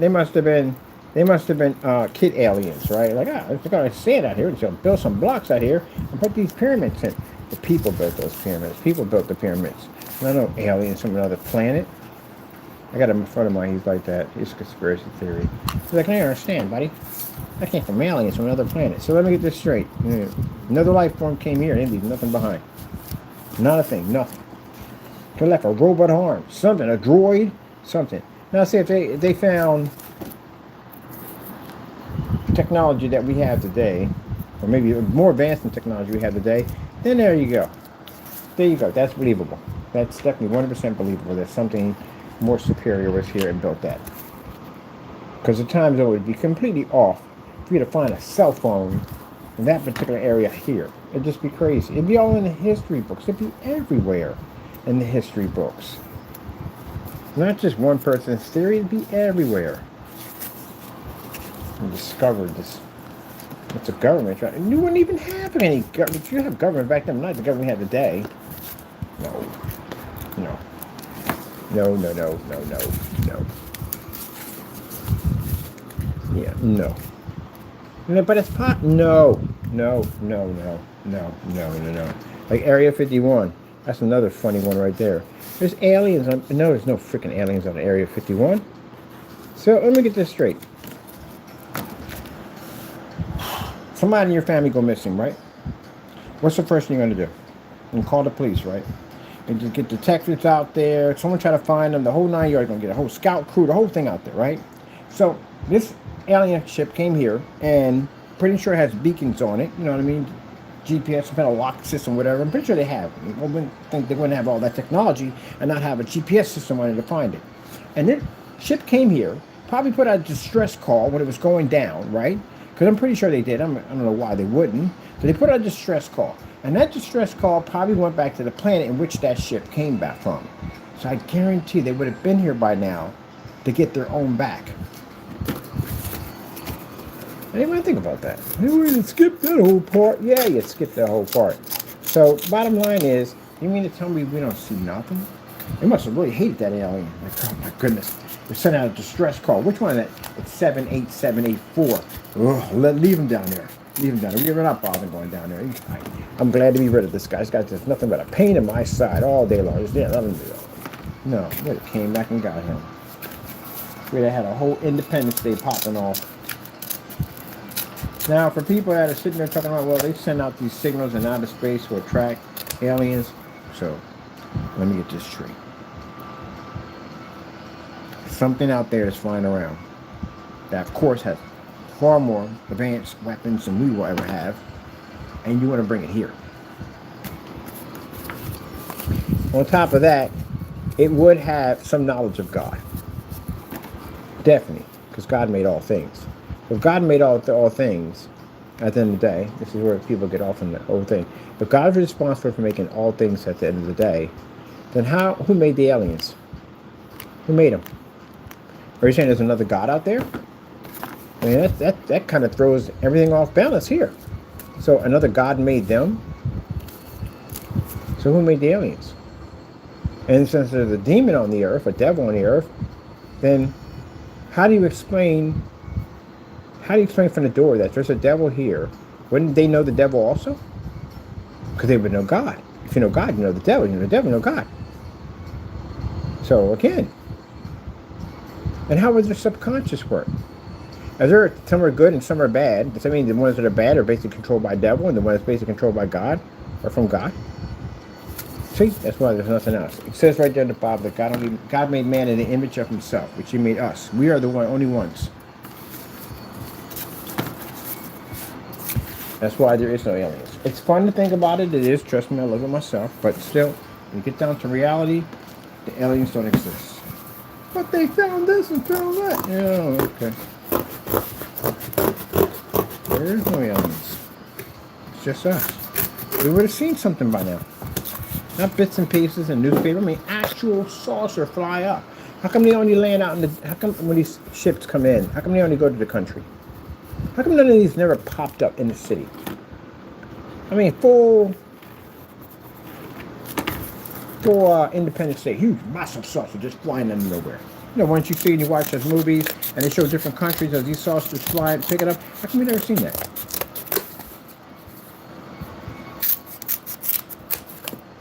Because maybe they don't exist, that's why. That's fictional, people. All fictional. And I'm in these forum sites, I hear it every day.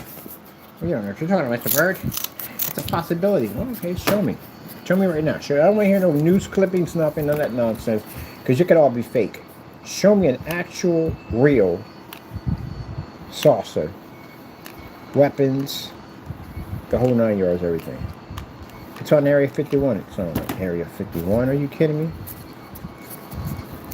Because if it was on Area 51, whatever's out there that's missing, whatever's missing would have came back to Area 51 and obliterated it.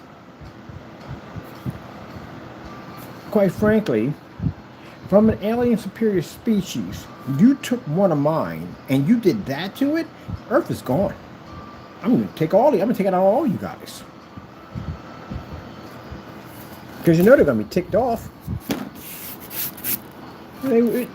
What do you think? They got freaking firepower on their freaking ships at the end of the day. You ain't sitting there like, oh, goody, goody. And then there means to be deranged psychopaths. We're all smiling, hey, let's take that planet out just for fun.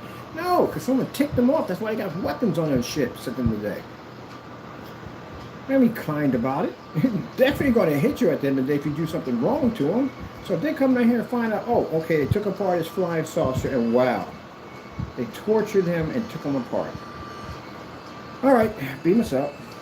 No, get the big cannon out. We're gonna wipe Earth out. Earth is really, we're gonna build something else. Just get the cannon, take it out. We're gonna blow the planet up. We're all gone. I think something would have been. You got people on the planet that will kill you over a dog or a cat. You touch your cat, or you will get the crap kicked out of you. That's a family order today. And you mean to tell me that something's here that belongs to somebody and they didn't come back and claim it? Okay. Yeah, he makes me think. I don't like Mr. Bird. He makes me think. Some people don't like it. Some people don't like it because they get mad at me because they're saying that, no, you can have fun. You can believe in that. It's fun. But you can't. It's not real. It's not real. You got to separate reality. You know, one point in your life, you figure out that Santa Claus is not real. You know, for the longest time, you think it's this guy coming down your chimney. Some of you people still believe in that. But again, this guy's coming down your chimney and he's giving you gifts and all this stuff at the end of the day and da-da-da-da-da-da-da. You know, so some people believe in it. The kids believe in that. It's okay if your kids believe in it. That's a wonderful thing if your kids believe in that. It gives them a childhood in the day. But sooner or later, they're going to figure out that, guess what? They're going to become mommy and daddies themselves. And you know what that means? They're going to have to work and get a job and buy gifts just like you did. And when they realize that, they're going to contact you and say, thank you for doing a fantastic job, for buying me gifts and working hard. Because now I'm doing the same thing myself. When you said your kids don't appreciate it, they do appreciate it, but they're going to appreciate it more when they become adults themselves. Like, gee whiz, this is what it's all, life is all about. My goodness, how did you deal with me? You have a rebellious teenager that don't want to do what she want to do, or he won't want to do it, want to carry on and get in trouble, and you'll be contacting your parents like, how did you deal with me? My goodness. My goodness, how did you deal with me? That's too high. How did you deal with me? I did what I had to do because I cared for you. I loved you. And you're going to go through that same process yourself. It's going to be the same thing. That's the irony about life at the end of the day. You will become your parents. You know, in my family, we have a saying that the first one always comes out exactly like you. So if you were a problem child, you'll have to deal with that. It's like life paying you back. Your first child will come out exactly like you. Same attitude, the whole 9 yards. You've seen it happen, like, oh my goodness, he's just like me. So no, not looking at it like he has the same freaking jacked up attitude as a kid. Like, oh, I can't do this. Oh, here he comes. Sarcasm and all that. Yeah, he got it. Just like you. But you know the funny thing about it is, It repeats the process because then they're going to have kids, and whatever they were, they're going to get it right back. We're like, oh my goodness. Like, really, 6 generations looking at each other like, my goodness. None of one of y'all have went to school for discipline. Deal with them freaking crazy kids. It ain't all bad, is it? No, it ain't all bad. Just got a little person like you now. And you just got to pay that debt because, whatever you did at that time, you got to pay that debt back. Why do you think I don't have any kids? I was a bad kid. My mom loved me to death. She did everything she could, but I was a black Dennis and Menace. So you ever watch Dennis and Menace? There you go. That's me. But for an African-American version. I was always doing something destructive. Except we didn't have no Mr. Wilson. Hey, Mr. Wilson! Did I watch Dennis and Menace? Dennis is something else, man. Mr. Wilson. Mr. Wilson. I don't know how Mr. Wilson didn't drink every day having Dennis. Can you imagine having Dennis as your next door neighbor? And his intentions were, the thing about Dennis' intentions weren't bad. Like, he wasn't a bad kid. He was just a kid that was just destructive. He had a destructive nature. And he didn't do it on purpose. It's just whatever Dennis did, whether it be good, it just came out destructive. But the thing about it is Mr. Wilson couldn't live without Dennis because they were best friends. They were really best friends. But he drove him crazy. And sometimes things panned out with Dennis. It did. Like when they did that one, I think it was the movie version, where the guy called himself robbing the town. He bumped into the wrong kid at the end of the day, and he called himself kidnapping Dennis. And Dennis was like a nightmare. He brought him back. No, Dennis brought him back. He brought him back all tied up and everything. And jacked him up. And he wasn't doing it on purpose. It's just how Dennis is. He made the biggest mistake kidnapping that kid. Set on fire and everything.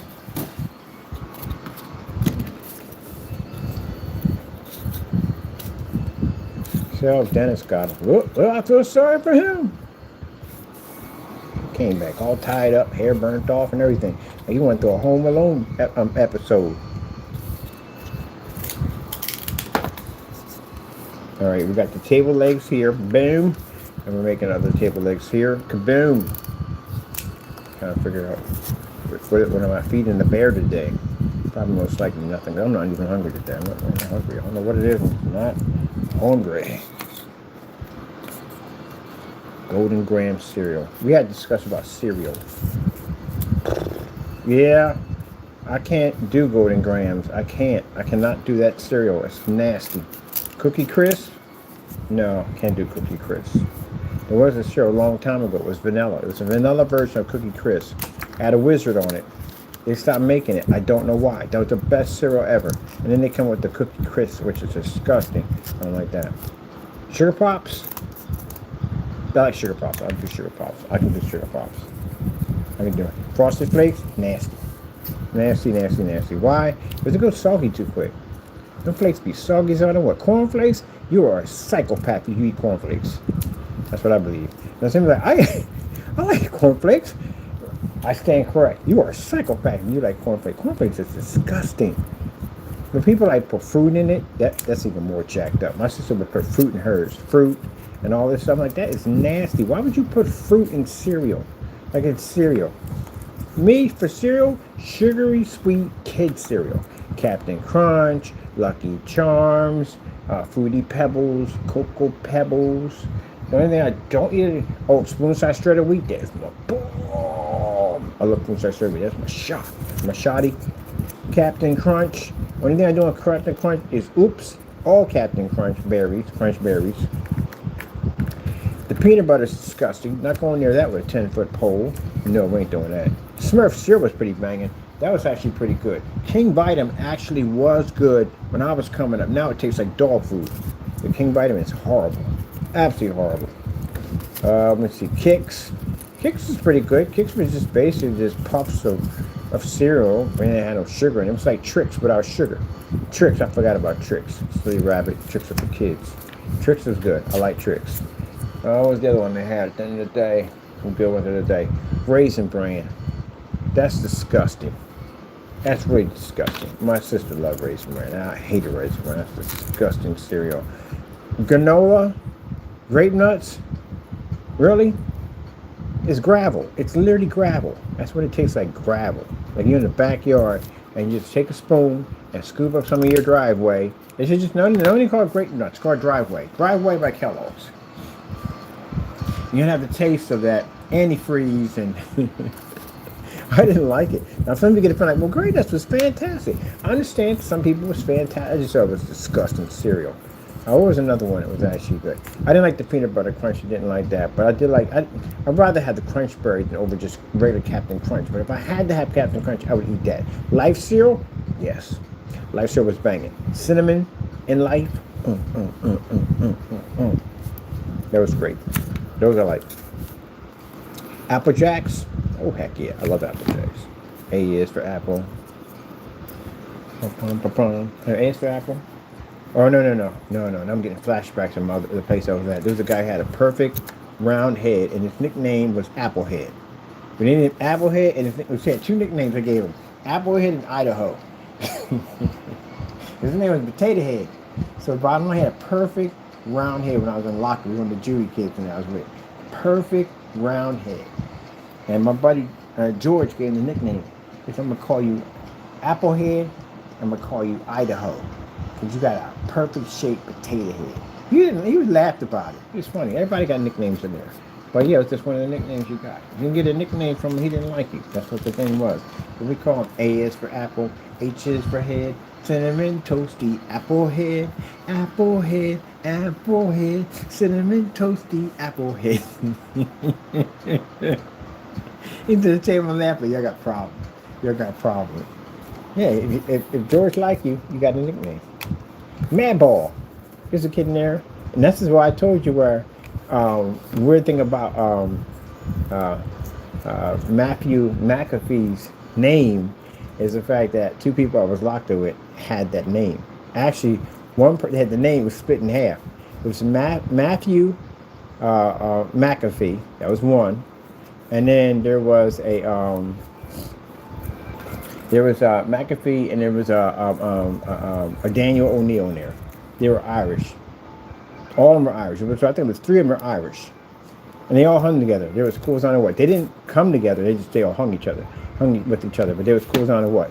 And one of them had a really, really, really heavy Irish accent. One of them had it. The rest of them didn't have it. It was like a little bit broken English. But it was pretty cool. They all hung together. They actually all got out and started a business together. They were real smart. They're brainiac guys. But they're really interesting to hang around with. They're funny. But that's how it's funny, because when I heard seeing his name, I said, McAfee? I was locked up with McAfee before. Not him, no, heck no. But definitely was a McAfee in there. It's a McAfee and it was Daniel. I was like, oh, Daniel McAfee. Isn't that weird, coming across that name again? Now, McAfee was interesting. McAfee was a very ugly guy. He had a face like a madball. So he got the nickname Madball. So we used to go out, and he didn't get mad about it either, because he always said, I'm an ugly man. I know I'm an ugly man. I ain't got no problem with that. He had girlfriends, so his girls were gorgeous. A couple of girls came up to see him. They were beautiful. So I don't know what it was about him, but yeah, ladies liked him. But he was an ugly, ugly kid, man. We used to call him Madball. Go gross for one, gross for all. We got Madball, Madball. You just laugh about it. So everybody got their nicknames. Everybody wanted nicknames when they got in. Oh, man. Oh. Luther's name was Smoke, because he was dark skinned. He was really, really, really, really black. I mean, like, literally the color of that. He was black. He got the nickname Smoke. He was 6 feet tall, dark, black. And we call him Smoke. That was his nickname. Yeah, it was interesting with Luther's case. So everybody who came in, when I came in, they gave people soap parties. They'd hit you with socks full of soap. That was very painful.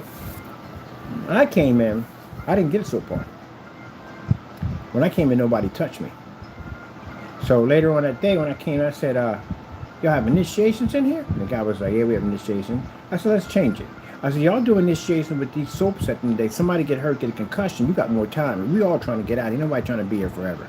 So let's do it this way. Let's do it like we do like in camp. Let's do it. We basically put, cornflakes in the bed and toothpaste, eyebrows, and all that stuff. Let's have some fun with it, okay? That way nobody gets busted, no one loses a level, no one can stay forever, just has some fun at it. So that's what everybody started doing. And when Luther came in, we was all looking at him and saying, we got to do something different with this guy at the end of the day. So we got baby powder. Got these socks, balled them up, put them inside the sock, and we filled them with baby powder. And we beat that baby powder socks. You know, man, with so much powder that came out of that room that you can look down the hallway. You can see a light coating down the hallway. Oh my goodness. So NTAs, they were coming in. They come in around a certain time for the night shift. And he came out, he was like, Tucker, look what they did to me. My boys were holding him down. We was hitting him. We were hitting him hard, but we just want that powder to be everywhere in there. So we were on the room in the peephole looking through the door. We and Judy in the jail cell. We're sitting there looking at the peephole, and I see him talking to Tucker. And Tucker was like, well, you good. And he said, why? He said, well, at least they like you, because when they like you, they give you them parties. He said, well, when I came here, these used to be soap parties, and people get busted up pretty bad for those, so, they like you. So that day we was all out there paying cards, and here come we could sit down next to us. So I'm in. That's about it. So that's about it. Oh, man.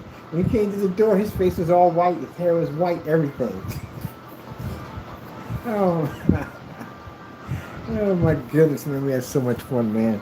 Then the other kid came, and he's a professional wrestler. Another guy came. He's a cool guy. He woke up, man. He had freaking toothpaste on his eyebrows. He's a heavy sleeper, too. We had freaking cornflakes and everything in his bed. And then his shirts, we put toothpaste on the inside. So when you put your shirt through, the toothpaste will be all up and down your arm. Oh, we had a ball in there, man. He was like, okay. I see how we do things up here. I said, you mad? He said, no, initiation. I'm a wrestler. I'm used to initiation. I said, okay. Come over and play cards. Come on, we all play cards together. The initiations, man. It was funny as on the what? Tucker! He was on the peephole watching. So look what they did to me. Tucker was cracking up there, laughing in the hallway. We can get numbers, get their levels dropped. That's what we did. They said just make sure we don't do anything out of control. I'd rather do that than have them soap parties they were having in there. But yeah, he was in there cracking up. Their NTAs were cracking up like, man, it got you good, didn't it? Yeah, look at me. He was all white. We turned him white. He laughed. He said, well, you in. You part of the group now. He came down the table and sat down. We're like, I'm in? So yeah, you in. Get down, talking, joking, laugh about it. It was funny. David O'Neill did him too when he came in. David O'Neill was Lucky Charms because he was Irish. We filled his bed with Lucky Charms, pillows, everything with Lucky Charms. Everything had Lucky Charms in it.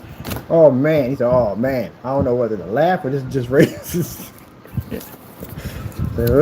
Russell Rupp was another person we got. We didn't get him at night. We got him when he got back from court. We took his whole entire bed apart. We took everything apart. So when you come back from court, you are tired. The only thing you want to do is lay down and sleep because you've been sitting in that cell all freaking day long. So you just want to sleep. So we thought it'd be funny to just take his whole bed apart and put it together neatly in the corner. They took his bed apart. He came and said, oh, really? Y'all want to take my bed apart? Fold everything neatly? I fold everything neatly. Put everything in the corner. He laughed about that. We had fun with him. He was another person who was funny. He was a Cali boy. Boy from Cali was a surfer. Another funny one we used to hang out with. Who was the other one, too? Big George. Big George was the one that was making the nicknames. We had to get him good. George would say we'll never get him. We'll never get him. Now, we had staff was on getting George. So we had to go through inspections. Inspections, they got to check all the rooms and everything. So we had one of the staff members bring in a magazine that was it was a Calvin Klein magazine with men with just in underwear. So we plastered the whole inside of his doors. They opened doors with nothing but these men in underwear. And staff helped us out with that one. So that was pretty cool. What was that one? So when the inspector came through, he's opening all the doors, and George, he's sitting there just watching everything. And when they opened the door, George was like, oh, really? And you see the staff smiling. So he knew staff was in on it. So George was like, wow. And the inspector said, wow, I see somebody has a really healthy attitude here. And looked at George like, hey, George, I didn't know you was like that, man. You walk on that side of the fence, man. You fruity like that? Yeah. It was funny, man. We had a lot of fun in there. We have bad days. We have good days in there. You know what I mean? It ain't gonna be all bad every day, but still, it was interesting. Once you click with everybody and you go to everybody, it ain't that hard to do it. You just miss your family. That's what you do. You miss your family because you can't go with them when they come over. You gotta stay there. They give you the visits, they leave, and that's how it goes. Suck it up and deal with it.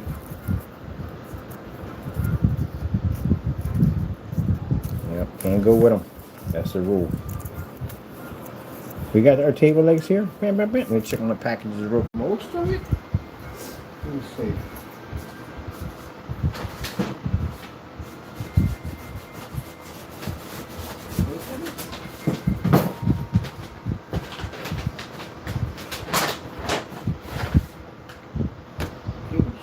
Oh, that's gonna be interesting.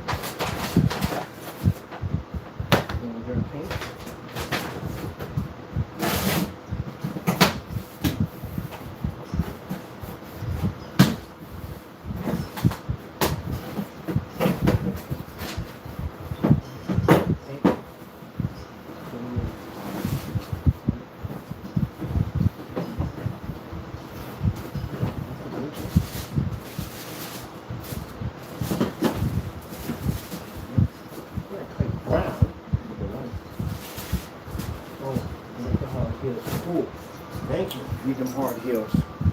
Man, I'm so glad. No support back for those things. All right, I'm gonna build my tables. I gotta take care of some business, but Batman Beaver. We got one of them in. See what it looks like. It's candy in these things too. All right, cool. Wrong era. But anyway, still, and I got my ink, so I'm printing out my stuff. Snip in the box again. I will battle with the box. The box and I will battle. Battle with the box, battle with the box. All right, let's get that finished. Get this other furniture done, and I got to be out the door for something else now. Let me see. So we're here for a table.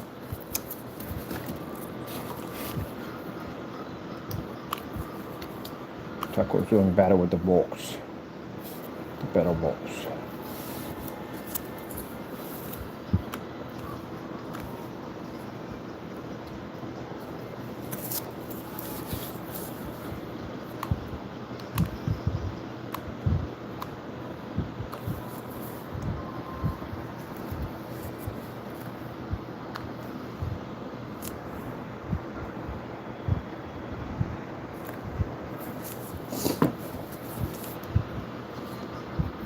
Yeah, paints are here.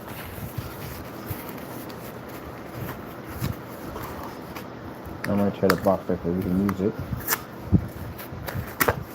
Ooh, arcade time. Arcade time, baby. Yeah. Back to working on that. We want to take, we just need a cat. We don't need that one on here. We need 2 cats, and we're going to basically, in a piece of card, we're going to make a 1980 style arcade rug. A carpet. Haha. Yeah, I like it. I like it.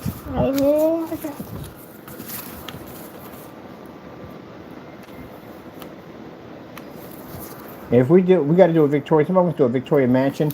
If we do a Victorian mansion, we got to make a secret thing you pull and it turns around to another room. We got to do that. We got to build that. The secret room with the bookcase.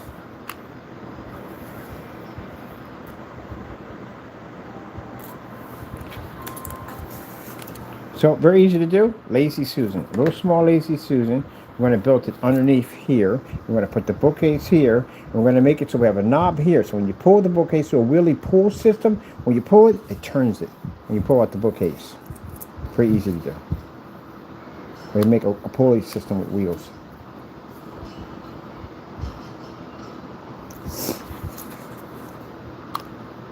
I would have got away with it, but for these meddling kids. We got our second table there. Table's not going to be glued down. I'm going to move them around at will. We're building a little dollhouse in here, right?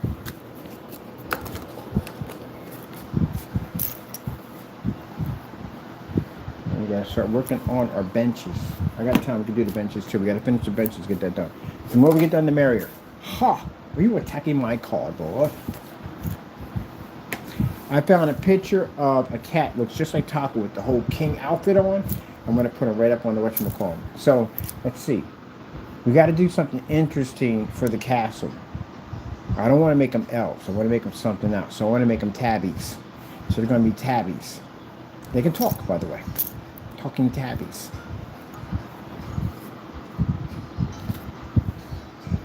Make them male and female. So Taco, you're going to be in the whatchamacallit. I got to get a picture of me, edit all that in, and make your face for your portfolio. Your portfolio stuff. I'm putting mine in there. I'm going to portfolio my portfolio, and some people want to AI it up and make it look really cool. Look, there's another table right here. Yeah, cheer, cheer, cheer, cheer. Can you hear it already? Can you hear the glass? And everybody laughing and carrying on in there, and the music playing in the background. It's all coming to life. You know, you just picked it up with your hands. Oh, you don't have hands. Ha ha ha. And that's what Taco. All right, look at this grabs it. That's all. Yeah.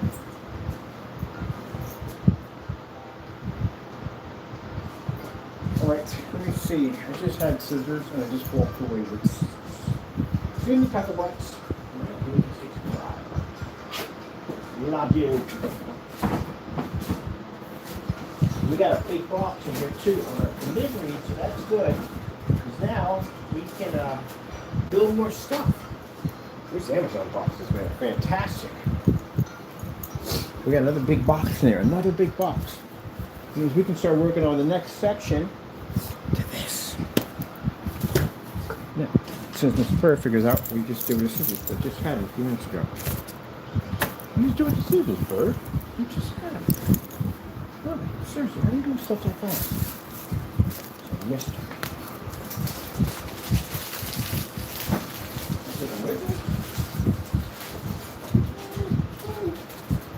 Boxes.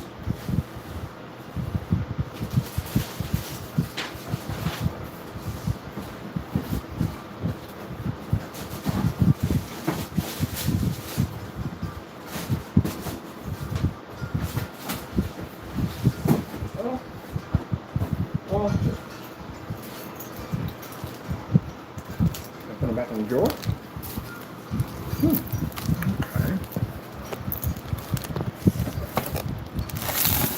Take them with me downstairs. Note to self, buy some scissors, more scissors. I have a habit of losing mine. Everything's here.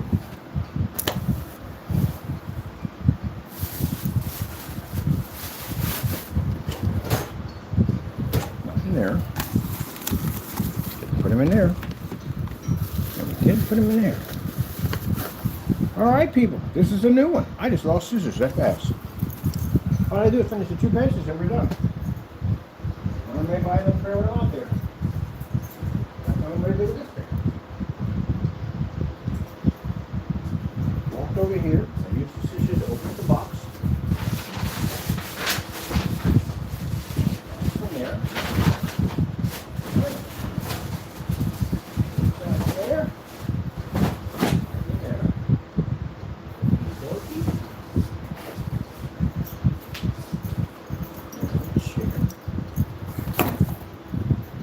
For now on, we're just going to get a whatchamacallit that we can put the scissors into. And I move that quick, and I'll use it that quick. Nothing here. Just put it in there. All right. We've got a new record. I'm just going to have to buy me another pair of them out there. Need to have a backup pair. If I find the other ones, it's got a backup pair. I want to get that bench finished, but I don't know why. Oh, where am I jacking?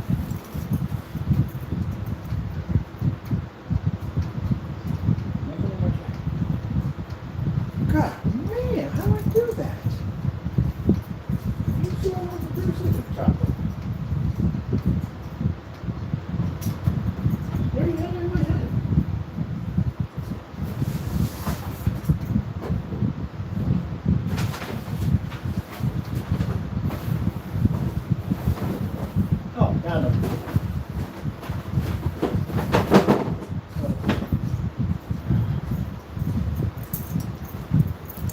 ordered another set of work boots because these are gone. I trashed these. These are done. I never need the work boots. All right, cool.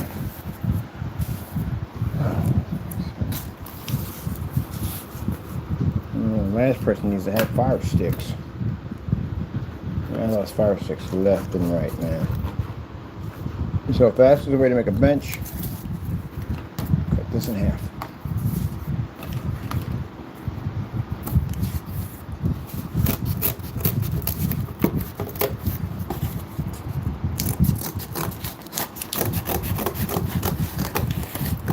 We're going to put more detail work to this right here. We're going to put a lot more detail work to that. This is for right now. And we have to add on detail. All this requires all detail work, all that. This is just for now until we put the whole build together. Then we can add in that tedious, crazy detail work.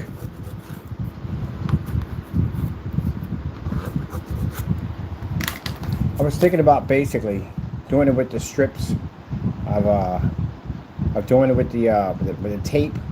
Right, that'd be just cheating. So we have to do individual strips of that because that looks more realistic on a table than it does with having some strips of masking tape on it. And I want to look more realistic to get a more heavy look to it. We are going to use some kind of stained wood to it, stained wood for that because that'll seep right in. And then what we'll do is we'll go back over top of it with a dry brush and a little bit of black paint, and that'll give it a more aged look to it.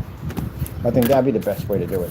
We still have light. We have windows to put here. We need a window here, and we do need some candle, some lights here and here. I think one here and one here. We definitely need that in there. I'm gonna pop over to a fabric shop because I need fabric now. I'm gonna start working on the giant too. On top of that, boy, this is gonna be a bit of an interesting day today. And I still gotta go to Family Dollar to get the stuff to do the plastic job for that. So let's get these cut in half.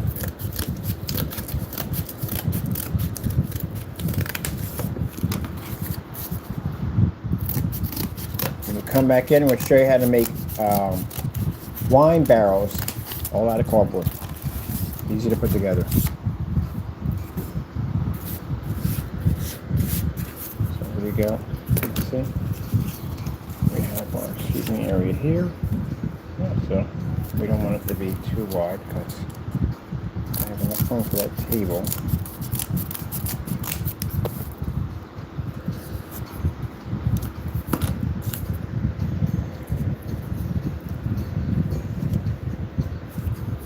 So we got a little area up the middle, which is very important because we're right down the middle. It'll be right there. We're good to go. All right, so this is the size we're going with. This is perfect.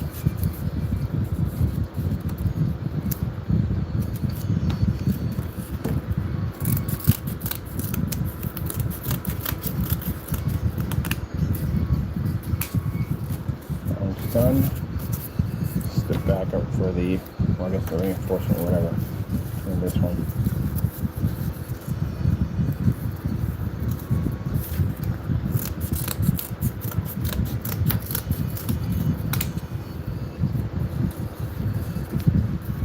Now, so it doesn't go throw the table off too much. So we have it going, the wood going this way and the wood going this way.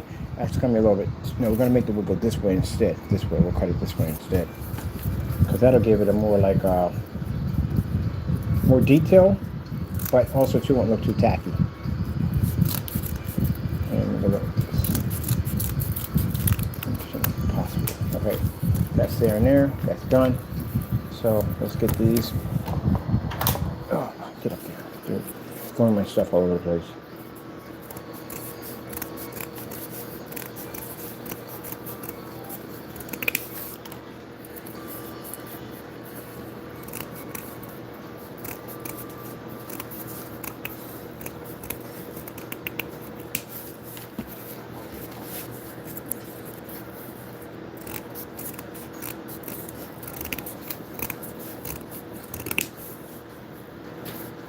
Now, for those who are wondering, how do we get the lights to work? They have to be individually wired in.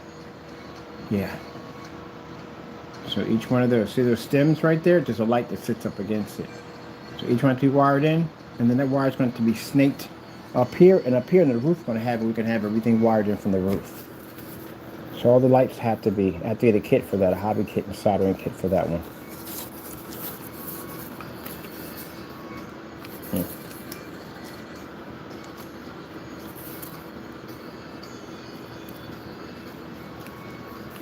Show me the wiring job I did with the Xbox 360. My goodness. That was a freaking wire job right there, man.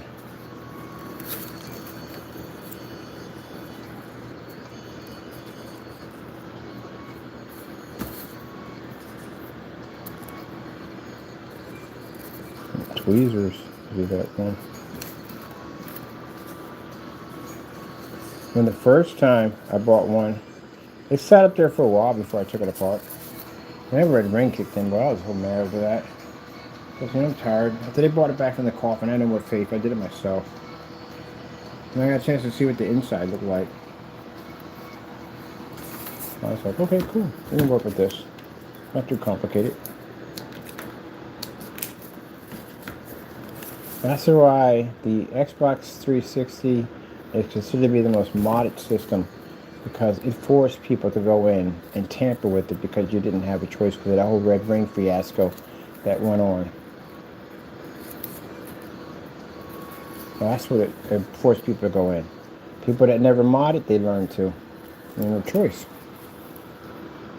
And you can't keep buying systems over again. Somebody can't afford to buy $400, $300 system over and over and over again. And that first buy is their first buy right there.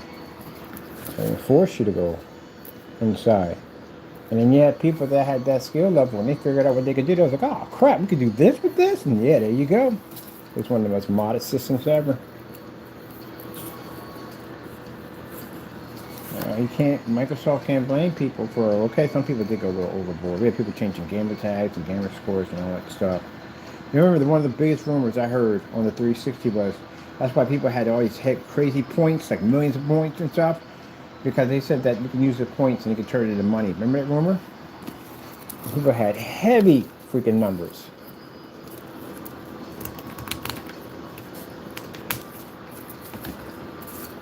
And that wasn't true. But still, it was great. The avatars were fun. Avatars had all this cool stuff to buy with it. Which, again, that taught me a valuable lesson at the end of the day, that because when the new system came out, I couldn't transfer my avatar clothes to my other account, and the other account wouldn't take it. I was like, what the freak? I paid all this money stuck on the account from my 360. That's where it's at. Can I take some of the movies I paid for? No. Licensing and all that stuff. You can't do that either. What about the music? No. You know what the frick I paid for this stuff for? You just paid for it because it was the moment. So now when I get systems like this, right, I really don't, well, the content that I paid for on here, I mean, it's going to be on here. That's all. It's just going to be on here. It's not going anywhere. But I wouldn't do it if it was cloud system. I wouldn't do that. No. Because your stuff is up there. And that server goes down. Your stuff goes with it. I would never pay for anything on the cloud. At least I got the digital download on the hard drive, so I'm good with that. But then, you know, it's that other thing too with the digital games. You know, for all systems, I just want to say all systems. Do you really own the game? Like for a collector at the end of the day, that sucks. Because again, you don't have the physical disc. That physical disc is everything. Because you own that game. I can always go back and play any of my games for Dreamcast, Xbox, GameCube, all of them, Atari, all of them. But this digital era can't do that. And if they decide to pull the game, even after, and I had that happen to me. The game I love to play so much, I actually got to buy the physical disc on that thing. I got to remind myself to go pick it up. The game called Outrun, I loved Outrun so much. I played that game faithfully all the time. I loved it. And I paid for it. It was my digital download. I paid for it.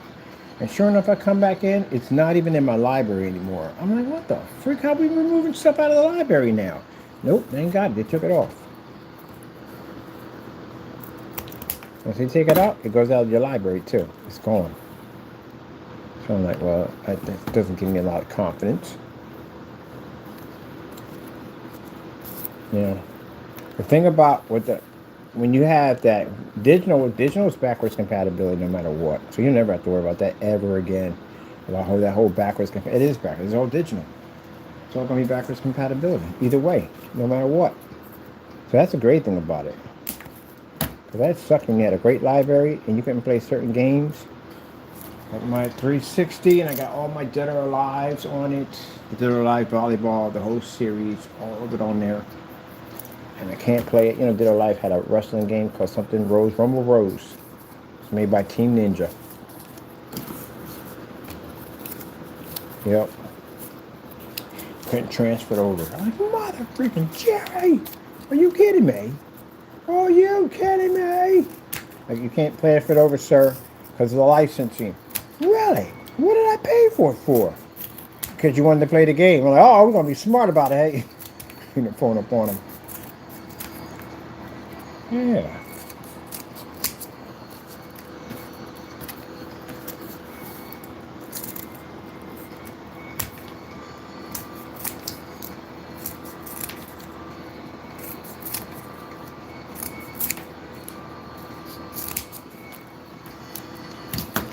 But all in all, I miss the most in any game. I miss Fable, and I miss Halo. I miss the original Halo. That's what I miss. That music was epic. You play that music, you'll know who Halo fans are. If you play that music, they stop from doing everything. Just stop. So they listen. Yep. The music, that singing in the background, yeah, that Halo music was epic, man. It was epic. I got Halo. When the Xbox first came out, the original first came out, that's my first game was Halo. Best experience ever, man. Yeah, I love freaking Halo, man. They called you the demon in the game. Yep, I missed that game. Been playing online with other people. That was the maps were epic. The maps were freaking epic. Especially if you hit somebody with that melee, you see all their ammo and stuff pop out of them. Melee. I like that, Jack. I didn't even use a bullet to take you out. Yeah, that's right. Pimp slap. Bow. Next time, better have my money. So everybody trash talking gaming. You better have my money next time. Don't make me do it to you again. And if you got it to you on it again, he got you again on a melee, unplug your machine. You can't come back after that. Unplug your machine. Come back tomorrow when you're fresh, when you're better off. When you're fresh. If you got you twice, I go, oh, got you again. Again. Were you even trying? Were you even trying? Like you were just waiting for it. You owe me money. You still got my money. They have my money yet. Don't make me do it a third time. Don't even give an opportunity. Unplug your machine. You gotta rage quit. You got no choice. You gotta rage quit. That's when it gets embarrassing. Man, I had so much fun in Unreal Tournament. That's one of my favorite games. My favorite games. Freaking love that game so much. And it's funny because I sat here and I talked about this game, but my kill streak was extremely high in that game. And I had somebody saying, yeah, you're just lying. And the game came on here exactly like that game. Exactly like I never lost. I actually showed you when we played you live. I beat everybody in the game. I beat everybody in the game because I'm used to playing that type of game. It's my style of game. But anyway, yeah. I forgot the name of it. But anyway, I did it live. And I won all 6 games. Because most people, when they shoot, they just shoot. You don't have to jump backwards and shoot at the same time. That's what you're supposed to do. Especially with sniper rounds. They follow right into the shot. They're chasing you and you're firing at them. People know how to dodge, jump and dodge, jump and dodge, and how to do that. Some people do, like I said, that's why these Call of Duty players, you guys are freaking amazing in there with that game. But in Unreal Tournament, I got 20 frags a minute. Every minute, that's 20 kills. My killing streak was heavy. It was so heavy at one point, they thought I was modding and cheating, but I wasn't. That moderators were in my room because they thought I was cheating. No, I just know the game. I was just good at it. I was really good. It was a game I was actually really good at. And I would have, I remember one time, the arguments that break out in these rooms is freaking unreal, man. Like, especially with clans. Clans have arguments all the time, man. You get one guy think he's better than the rest. He wants to be clan leader. He want to talk trash one day. Now, y'all got to have a duel. We had duels. We had matches. We're just me and him and that person in that room. And we fight. Winner controls the room. So you know what I'm talking about. We've done clan matches and all that stuff. But, man, we had this one incident. I wiped an entire clan out by myself. That was my best game ever. Wiped their whole clan by myself. So we did a death match, and I was the only person on that side. I guess, I don't know, jealous. I don't know what it was in there. I don't get people. It's a game at them. We're just having fun. But for some reason, something broke loose, and they got nasty with me, and we had an argument back and forth in one of the party rooms. And I made a statement, I'll wipe your whole clan clean. I'll do it by myself. And the guy was like, bring it in. Let's do this. And when we came in, I wiped their room. I beat the daylights out of them. Yep. No mercy whatsoever. Even made the announcement before with my announcement was your Godmaker 999 declares himself the winner of this match. Prove me wrong. You can't let me win. The reason why I did this because it would make people fight so much harder. And you guys who Call of Duty, you know what I'm talking about. When your kill streak is so freaking high at the end of the day that you find no challenge in the game. So you literally have to basically taunt people to get them to fight harder to get a challenge out of them. That's what I was going through. Yeah. I wiped their whole clan clean. Booted them all off my friends list and banned every single one of them. I blocked their accounts. I don't want my accounts anymore. Losers. I don't accept losers. Beat the crap out of them. And you hear people screaming about it, get him, get him, get him. Please. That's the wrong person. You want to tell me when we play a game, I got 100% of those kills are mine, and y'all, I'm carrying y'all at the end of the day. Yeah, please. I wipe your whole clan by myself. And then here's the thing about it. Every time I taunted them for about a couple of months. Every time we have a match where they're fighting somebody, I would literally jump on the other side's team, now I can upset it easily. Sometimes they see my gamer tag pop up, they start leaving the room. I had to go through that too. Nobody will play you after a while. People leave the room because they know what you're about, so they'll just drop out. You got to send them a message back, coward. But yeah, every match that they went into, because they were a clan, every match they went into, I would deliberately go to the opposite side, knowing I could get that side to win faster. So I was taunting them. You know, that trash brought them all, sent invites. You got to send invites, bring them back in the party room after you beat us. Snot at them. Bring them all back in. What's now? What's the problem now? So here's the deal. Anytime you guys show up in any form of clan matches to defend your team, I'm going to the opposite side and wiping you clean. Even if they're my enemies, I'm still taking their side. And that's what I did.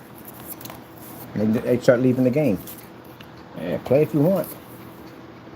I played that game on PC. It was on console. I played it on PC in competition where you had to build your own rigs before you brought them in. So I knew weapon systems on it that they didn't even know, because they don't explain everything on console. Sometimes they do explain weapon systems clearly, and sometimes they don't explain them differently.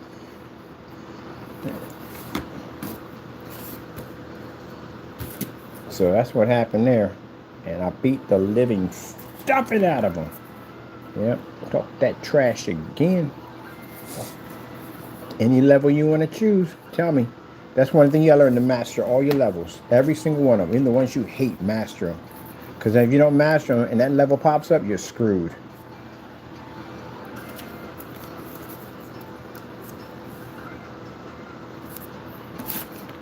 Yeah, I never forget that. Wipe my own clan out. It's my clan I wiped out. In Gears of War, we had one on there too. The Misfits. That was mine. I collected all the people that nobody else wanted to play with. So people, they didn't want to play with them, I took them. And I had this one girl in there, she was about 13 years old. She was a beast with a sniper rifle.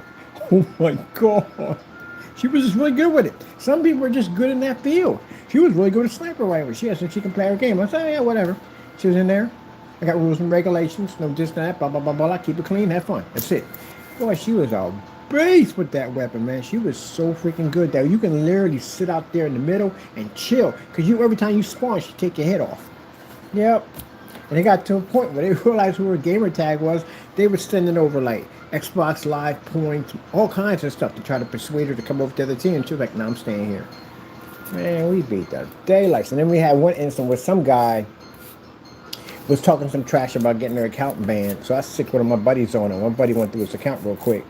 Came back and said, look, you wanna keep on? And the guy was like, nah, I'm out. Because you do too much. Why you gotta go petty? Why you gotta be petty like that? That's not even necessary to be petty like that. You know, she's good. She's good. You know what I mean? Accept it for what it is. But you want to try to report her and try to get her account banned. You know, she got other stuff she plays on there besides just that game at the end of the day. But you want to be petty like that. Okay, no problem. I got a buddy for you. I'll send him through. He went through right through his account. He shut his account down. Lock your account. Lock his account. So okay, leave him be. Leave her be. And unlock your account. You know, lock this account. You got his account back, and then everyone from there. Don't be doing stuff like that. If a person's good, they're good. Give them their credit today. Man, you are freaking good at the end of the day. Man, that's a good game at the end of the day. My goodness, I tell you. I give people credit when they're good, they're good. I don't hate on you. The skill level was that wicked. I'm like, geesh. Man, dude made me feel like my controller wasn't even plugged in. You know, they get a good laugh out of it. We joke and laugh about it. We become friends. That's it. All about respect. I bumped into modders all the time. People modding accounts. And my business. I'm just having fun here. I'm not snitching on you. What am I snitch for? I'm in there driving a game with a freaking shopping cart. I'm having a ball in there. Bring you on my friends list. The guy on freaking Burnout Paradise. All the cars were shopping carts. You go to the garage, they're all shopping carts. They're like, oh, we got shopping carts with bills? Who hooked this up? I was like, oh, this is sick. Definitely. Fred, I'm sending you a friend request. I got to bring you on a request. He had all kinds of stuff, man. He's making it rain witches and Left 4 Dead. We had, what is it? Okay, jump, people be warned. This is a pretty messed up level. I think I went overboard. All the zombies were tanks. Yeah, that was a rough board to get through, but it was funny as I don't know. You watching people getting hit, disappeared off the game. And then they had a program out. If they hit you, you go halfway across the board. Oh my goodness, we had a ball with that one. He was a pretty good guy. He was a pretty cool guy. Merry Christmas. Like what we got in the weapons room, he changed all the weapons to the same weapons that we had for Terminator. Terminator weapons, we had laser gun in there. It was a lightsaber. There's a whole lot of stuff he put in there, changed over. It was pretty cool. He's a cool guy. He was going to school for programming and stuff like that. Then you see some of the weirder parts of gaming, which people get into relationships on there. I don't know why people do that. Maybe some people have some successful stories. But people got married on a game system, but still, no. We had a couple of people in there. A guy was talking about, yeah, I don't trust her, man. You know, she's been cheating on me. She's gaming in the room with this other guy and everything. That I don't really know what's going on now. Like, dude, you are on a freaking console at the end of the day. Losing your mind on a console.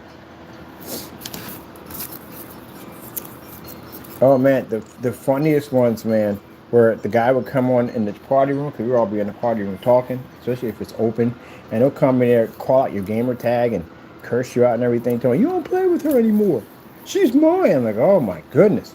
Dude, freaking, again, console system. This is a freaking console system.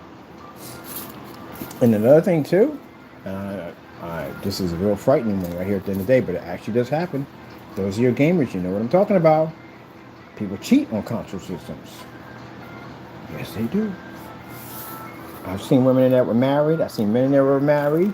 Yep, talking to other women. Mind you, it's a system that basically you can have video chat on. You can basically share pictures, your cell phone. All that stuff can be transferred back and through, like Snapchat. It's so easy.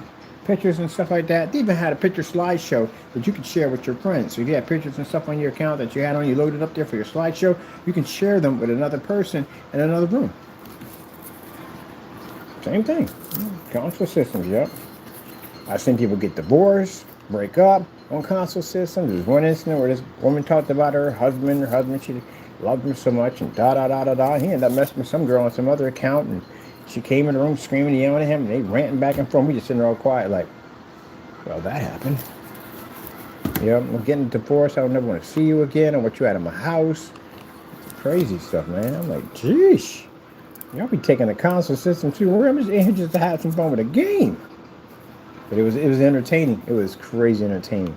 Freak out. If you did poker, Texas held them high. Uno. Come on. Don't tell me you missed out on Uno. Don't tell me you missed out on Uno. If you had an Xbox 360 and you're going to tell me you never played Uno, get a rope and jump off a bridge. You missed the most funniest game ever. Oh my goodness, you would meet the most craziest people on the face of the planet in Uno. Because it was cameras. You mean there were cameras chatting to other people. So yeah, there are 4 windows, 1, 2, 3, 4. And it'd be you, and maybe your 2 friends. We'd always leave one window open for a crazy person. and it would never fail. We would always get somebody in there psychotic. Maybe once in a while we may get somebody in there that maybe, they cool, you know what I mean? We talk to them, chat, whatever. But most of the people who were in there were nutty as I don't know what. There was this guy from Australia that was in there, and he was posing like he was a police officer. He wasn't no police officer, but he had the whole thing, and they put stuff in the background to make it seem there's something to what they are or whatever. But anyway, he was talking all this trash and making have us arrested and blah blah blah. So my buddy was like, "Hey, I gotta ask you a question." He's like, "What?" He had a really bad temper. He's like, "I gotta ask you a question." He said, "What?" He's like, "I gotta ask you a question." He said, "What? Is this a knife?" He said, "That's not a knife. This is the knife." He put out a whole plastic fork. He was in there crying. And he went off, man. He went off. I said, "Yo," I said, "this is hilarious, man." And people were coming on there not dressed. What is wrong with y'all at the end of the day?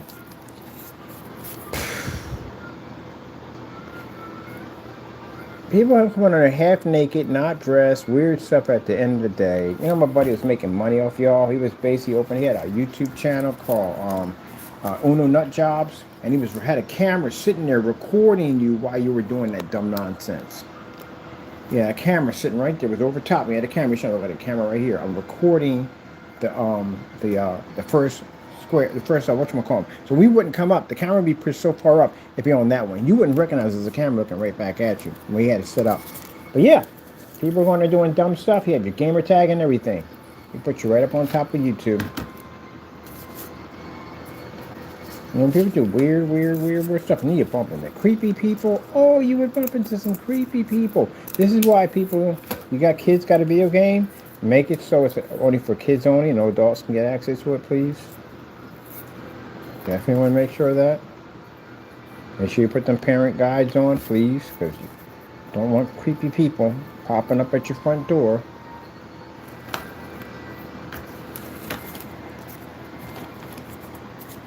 But yep, we met some creepy people. Now, my $9.99 stood for 999 Xbox Live accounts taken. You took your account. And why did you get your account taken? Because you did something on an Xbox while you should not be there. See, the admins in the room wouldn't see you most of the time. The gamers would see you. We would have interaction with you more. And these creepies would come in the room. So if you was a child pedophile, if you was basically you're racist against people, KKK, whatever you are at the end of the day, if you're any one of these things that are really bad people that don't need to be online, your account was getting snatched. And I wasn't the only one. It was like 8 of us that were doing it. So your account was getting locked. You lock your account. You can't get it back. Because you don't need to be on there. Why is somebody your status on a game system? Especially the pedophiles. Why are you on there? You know why they're on that game system? Because it's easier for them to find kids. That's why. Because of the game system. That's why. That's why they get them. That's like that whole freaking what was that thing in freaking Quest 2? The rec room. Like, what the frick are adults doing spawning in the rec room? When I first popped in, I was like, nah, we ain't keeping these. I was going to get rid of mine. Because I thought there was nothing but kids on there. I was going to get rid of my VRs. And I looked up and I seen this exit. And I was like, what's this room doing? I walked in there, and then basically you can design your avatar and all that. And then when you leave out of there, you go into, like, they got these different areas you can go into. It's a little menu that pops up, and you pick where you want to go. And I went to the big screen mode. I was in there. That's where all the adults are at. And I'm like, yo, what the freak is up with the freaking rec room? Like, that's disturbing as I don't know what. And they all agree with me. Why do you have adults popping in the rec room? The rec room is for kids. It's all kids in there. All kids in there. Ain't no adults in there. And a couple of times they keep spawning you in there. So even if you log out, you still spawn in the rec room. It's a spawn point to start the game. Why you got kids? Why adults in there? And then one time I came in there were adults in the rec room having conversations with kids. I was like, yo, that's yours? That's your kid today? You tell it's not theirs.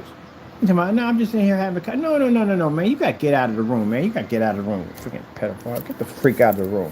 I'm leaving. Get the freak out of the room. Weirdos. First of all, they should have never been in there. They should have it so that you can have the servers that they design, that kids are on their servers and adults are on theirs. That's the way they should have it.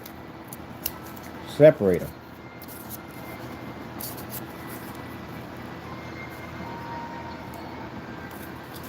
And you sit there and say, well, yeah, that 13-year-old, yeah, we had a 13-year-old sniper in there, but there are guidelines in my room. She's not allowed in any of the chat rooms, none of our chat rooms. She's not allowed in there. She ain't of age yet.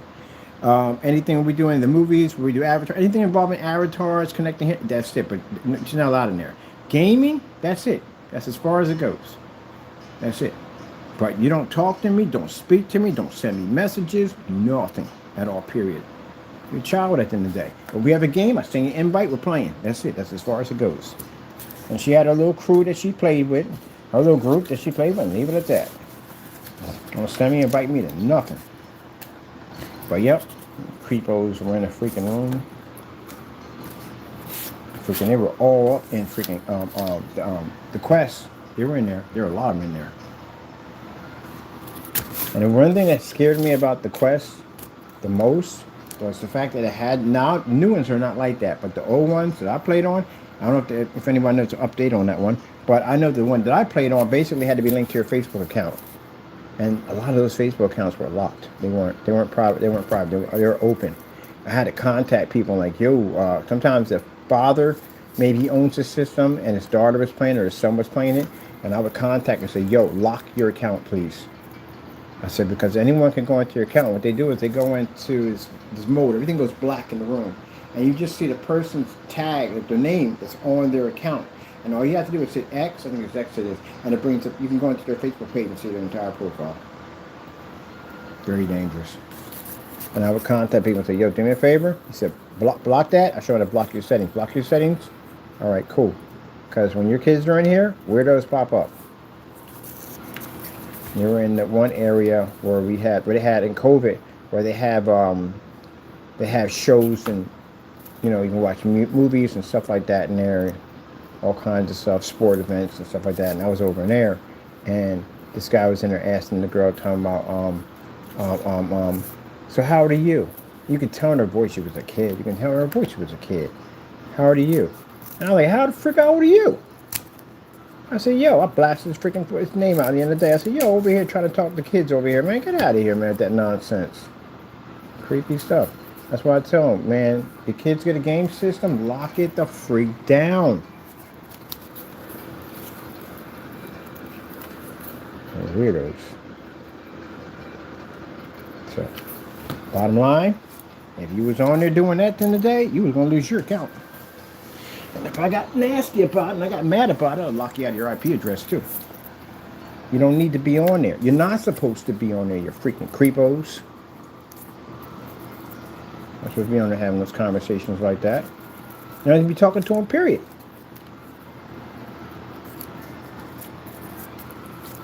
Now, if you're in there and you're playing with kids in there, most people don't want to play kids anyway because they're screaming, yelling, and all that. Everybody want to hear all that crap. But some of them are not even like that. But still, rules are rules at the end of the day. We're in these party rooms chatting my people in there, you don't belong in there. Rules and regulations. You break that rule and regulations, your account automatically, we block you from our accounts. We don't want you on there. Yep.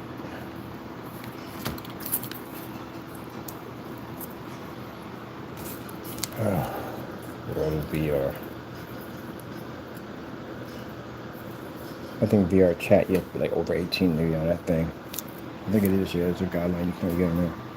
You're over 18. Which you should be. But I think they should have the cut down on all that, because you're going to have kids trying to get into games where they're going to be adults at. I think the way to fix that is just make a server for them. They have their own server. That's what I liked about the rec room. The rec room was nice. But we shouldn't have been spawning there. We should have never been spawning in the rec room. But the rec room was for all kids. That's what it was designed for. All the games, it was all kid games. All for kids. Paintballing, all kids. There's all nothing but kid games in there for kids. Hide and go seek, whatever. That's some other stuff they had in there for them. But that's all it was designed for. It was for them. But what the freak are adults doing spawning up in there? I should have recorded that whole nonsense at the end of the day. What the freak? And one was like, precisely. I was saying the same thing. Why are there adults spawning in the freaking rec room? Like, why would you even set it up that way?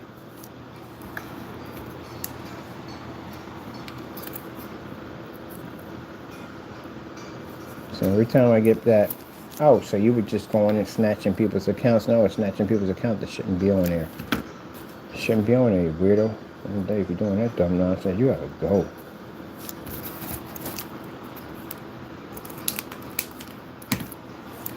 Man, this whole Epstein thing is going to hit the fan.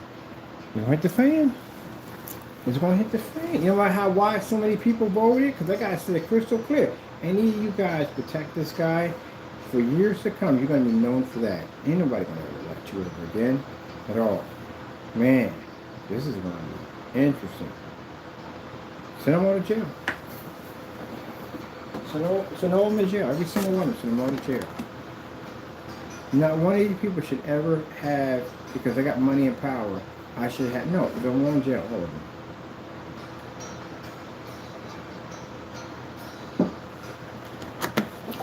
One of the things I hated about that whole thing, and I'll tell you what it was, they know what this man's about. Everybody knows what this man is about. So anyone seen with this man, you know they know what he's about. And then they try to pretty it up a little bit by saying, well, you know, how do we know? Excuse me? Do you not see that guy over there? They're hugging and holding hands tonight. If you're hanging out with a person who basically is a serial killer, and you're really, really close friends with him, and he feels the need to confide things into with you, you know that he's a serial killer. What kind of person does that make you? Now, I wouldn't trust you or my friends and family. You might kidnap him. I wouldn't trust you. This guy's a pedophile. So you mean to tell me you know what he does? And yet people want to butter by saying, well, you know, they were just, no, the fact that he even knows him is enough. Right there. And the emails, that's what did it. And they sat there and lied and lied and lied and lied and lied and lied and lied. Even held up, people think at the end of the day it was the Democrats that held up the shut down the government. No, it wasn't. It's Republicans. They're protecting him. Because there are key people that they needed to swear in. They couldn't swear those people in. Those people, if they added their 2 cents to whatever that vote was, that would have given them the access to those files. As long as the government was in shutdown, they can basically keep it going for as long as they could without basically having anybody sign jack, this, that, and the other. Probably long enough so they can basically take whatever was on those files off. They're stalling. And they threw the American people under that bus along with it.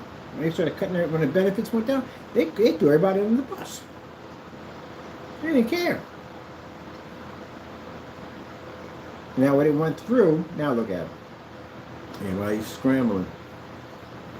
Big ship's about to go down. You're going to watch a bunch of rats climb up to the top, just trying to keep them being drowned. But you're going to watch a lot of people come up.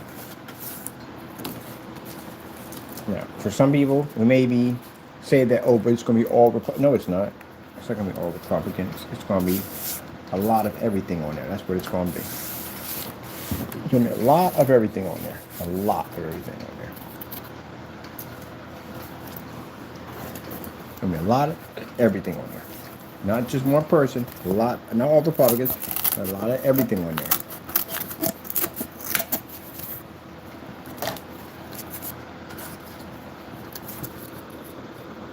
They did everything to keep themselves from trying to block out about these files.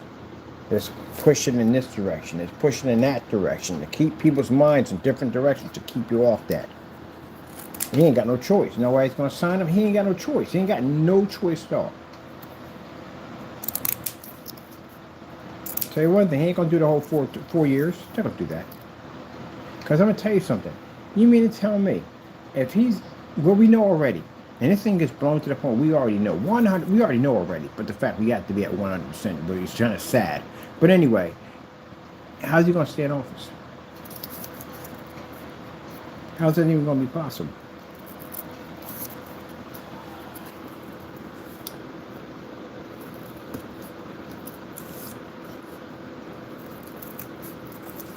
And you got people who sat there and put up for on Facebook talking about God protect this man. You know what? I'm so happy that this is coming out in the light. And most of all, victims will get justice. Poor woman committed suicide. You know, woman killed herself.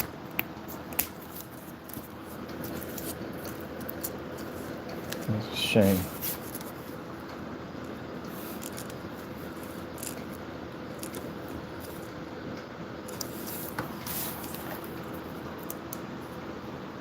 She's gone. Family's still suffering.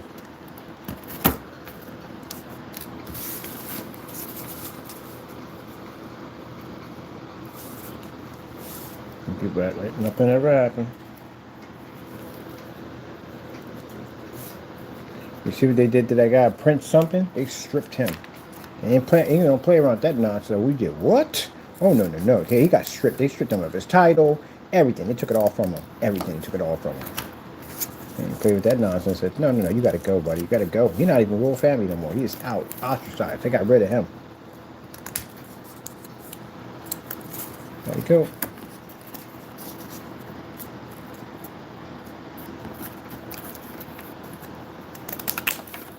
And you see the people spoke. That sea of blue came up.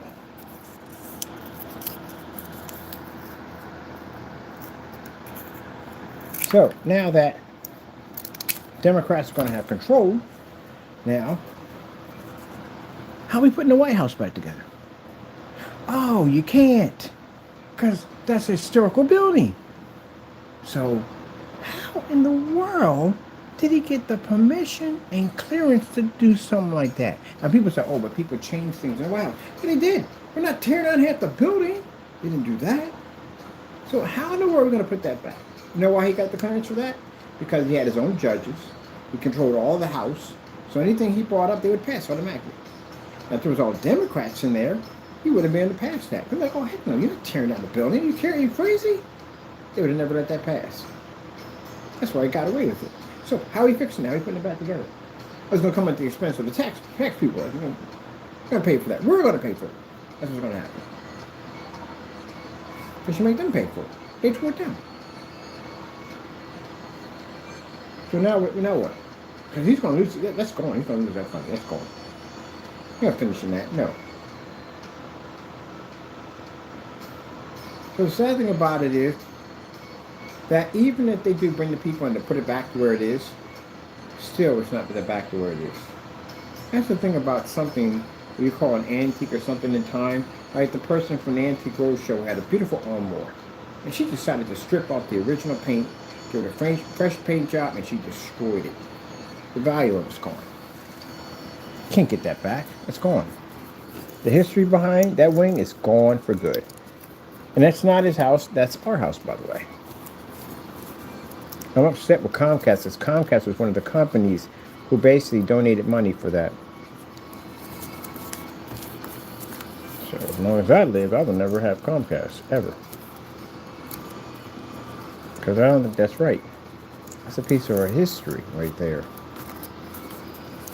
What next? We're going to take out the Lincoln Memorial and basically put his head there instead? Mount Rushmore, we'll change that too.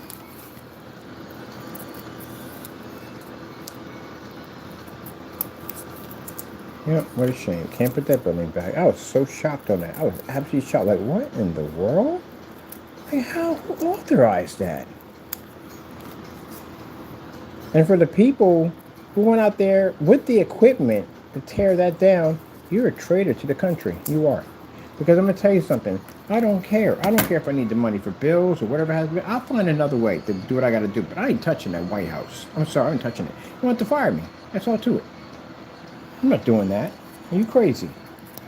And the fact that they went out there and did that nonsense, you're a traitor to the U.S. That building means something at the end of the day. It has a meaning behind it. Tear it down, right? I don't care. As long as people get paid and get their money. I'm considered to be a traitor in my book.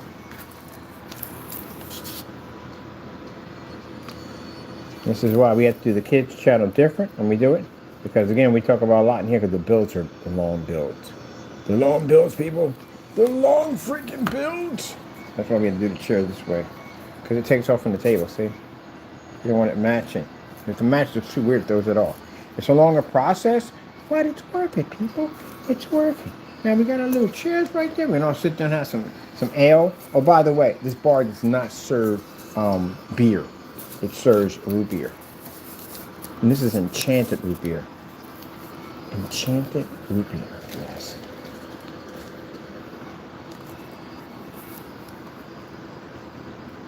So we get enchanted root beer. We got to figure out where they're getting the root beer from. Does that mean we're building a fairy kingdom anyway? So yeah, we'll do that soon. Yeah. I need some other projector to get it. I ordered another projector so we can do that screen. And I ordered the Connect unit so we can get that started because something missing from there for that to work. So that's coming in so we can get that one done. So I'm working on everything at the same time. This keeps me occupied while I'm waiting for other stuff to come in. Oh, Mother Jerry Ghost. Mother Jerry's Ghost. Jerry's Ghost. I need this. I actually don't have enough of those. So I have to have 2 more in here. Mother's Jerry Ghost.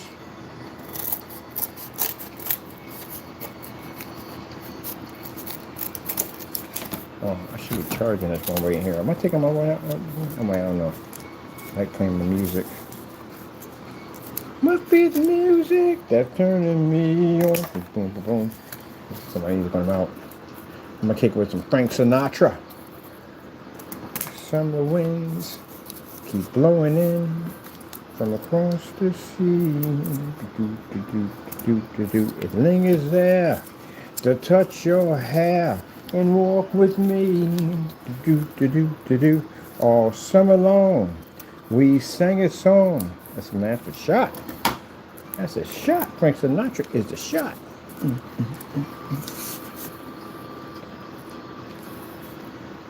There's summer winds. Oh, we short again? We are short again. Mother chicken ghost. I swear I think I'm making these and they're just disappearing. Mother chicken ghost. You don't know, those are my curse words. I used to have a bad potty mouth at one point. And I was like, you know what? I'm just going to use, these are going to be my new words. Mother chicken ghost. Mother chicken ghost. Mother chicken ghost. What in the mother chicken ghost are you talking about? Get the mother chicken ghost out of here. Get mad at somebody. Lick my table. Wait. I had a guy in the room. He was arguing about something. I said, man, you don't go lick my table. And he was like, wait a minute. You just go tell me lick your table. I said, yeah, go lick my table. Oh, we was in the room crying over that. We became friends after that. So I was like, it's better just to have these, at the end of the day, make people laugh about it. He told me to lick his table. I bet he got off the phone with, yo, I was in the room talking to this guy. He told me to lick his table. She was like, yo, that's hilarious. Yeah. So now we're friends now.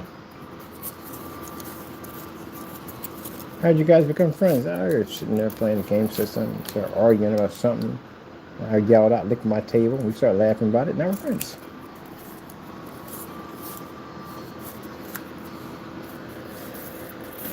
Like my friend and her crazy friends.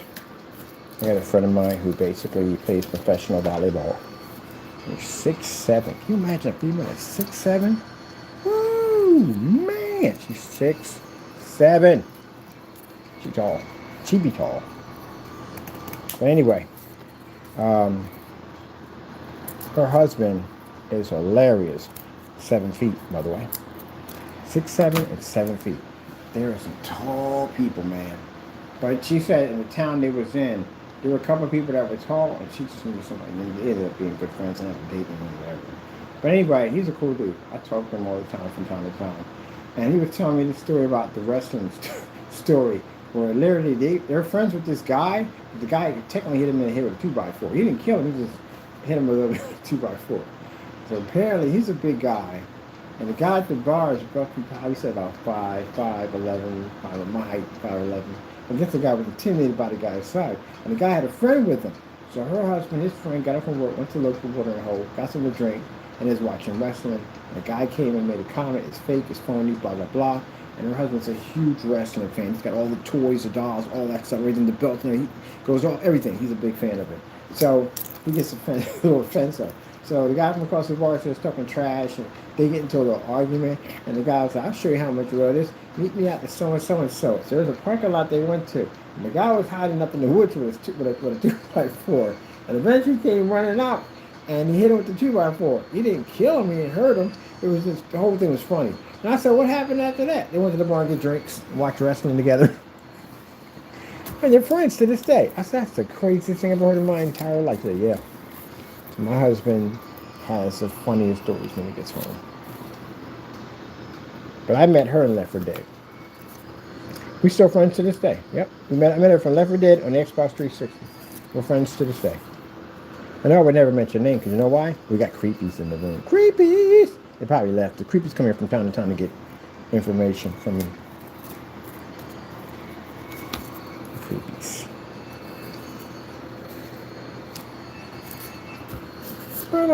The cobblestone. I'm never going to forget that cobblestone. Yep. When the moon hits your eye like a big piece of pie, that's amore. Bada bada bing, bada bada boom, bada bada ba. That's amore. Like that Italian comedian comes on. Bow, bow, bow. Nobody move, nobody get hurt. How you doing? You ever look at that guy? He's hilarious. How you doing? He's in there with the guys in there from the deli. One's Boston, I think one's Boston, one's from New York City. But the guy comes in, he's Italian. He's hilarious, man. Nobody move, nobody get hurt. How you doing? Guy has me crying up. The guy was saying something to me like, watch your mouth, watch your mouth. He's a cool dude. I like watching him. He's actually came in and watched some of his shows. All right, we got the benches.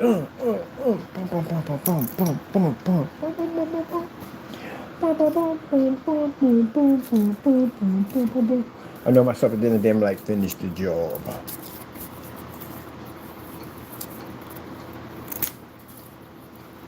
This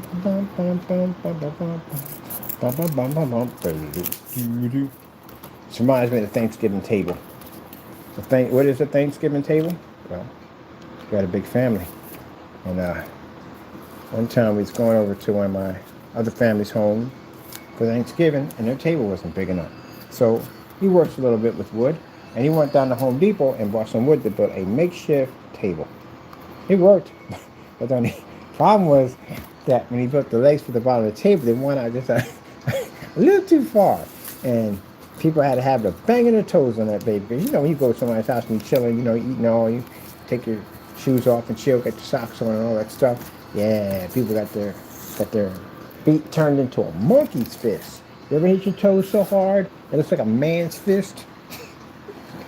That's when the pain is so real. It is so real.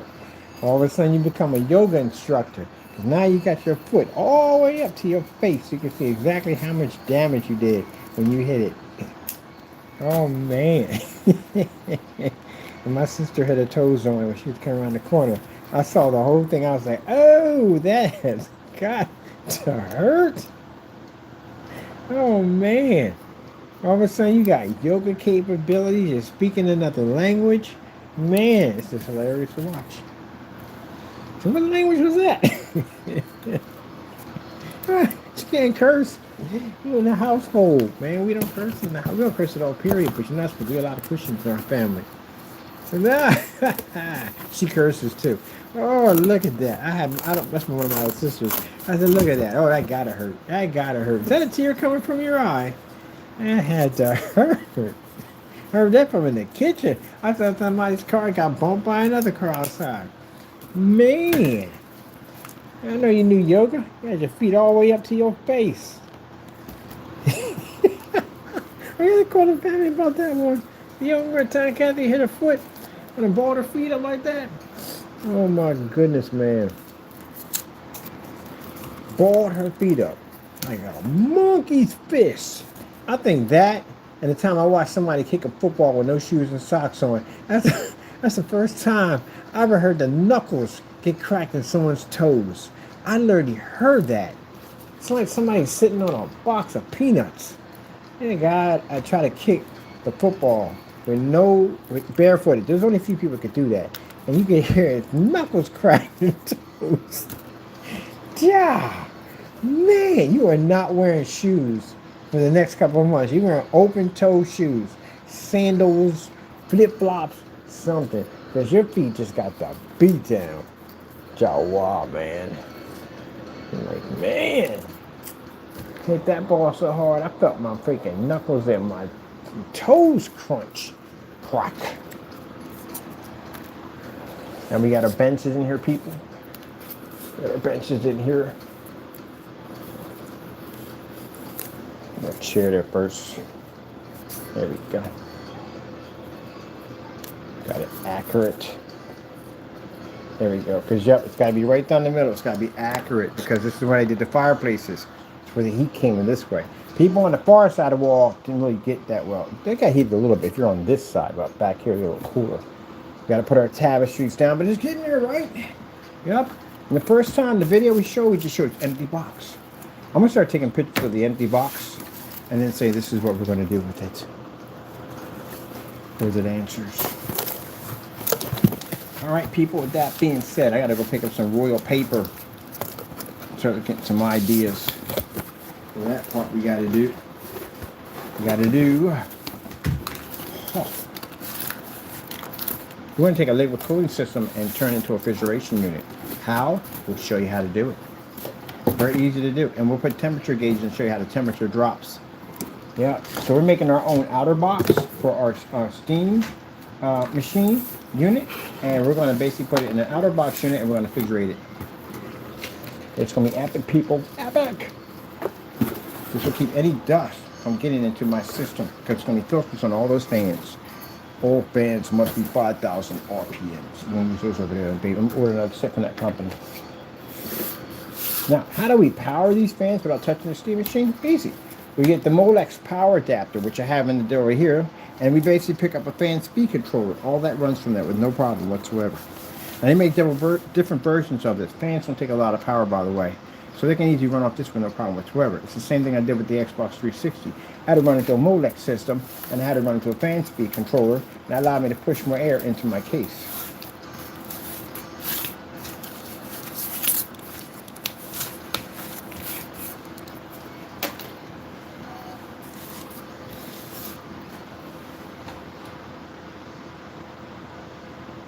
Now liquid cooling systems, they're over there, don't need to use a power supply. You can use a Molex system to run it. Because the fan that's in the main unit in the center is using 4 pin. That's one. Connect that to the adapter we have, which we did over here, which is a Molex to 4 pin. That connects to that one. That takes care of that. 2 fans at the top. And that's it. You run the entire thing off one of those little brick units. That's it. And that way you can run liquid cooling system and basically refrigeration in the box. But we're going to do something special besides that. Something really interesting to drop the temperature inside that box. Because here's the thing. When you build a PC, everybody can build their machines different. But that unit over there, the only difference people are going to have on that box is going to be between a RAM and hard drive. I want something that no one else has. I'm also doing my customized screen too to go with it. All right, people, hope you enjoyed. I got to go take care of some business. I just wanted to finish this up real quick. But I hope you enjoyed. Thank you for coming out. Of course, we thank our Lord and Savior Jesus Christ for blessing us with the ability to do this, because without him, none of this would ever be possible. And I think I'm going to be doing something with the kids called shoebox art.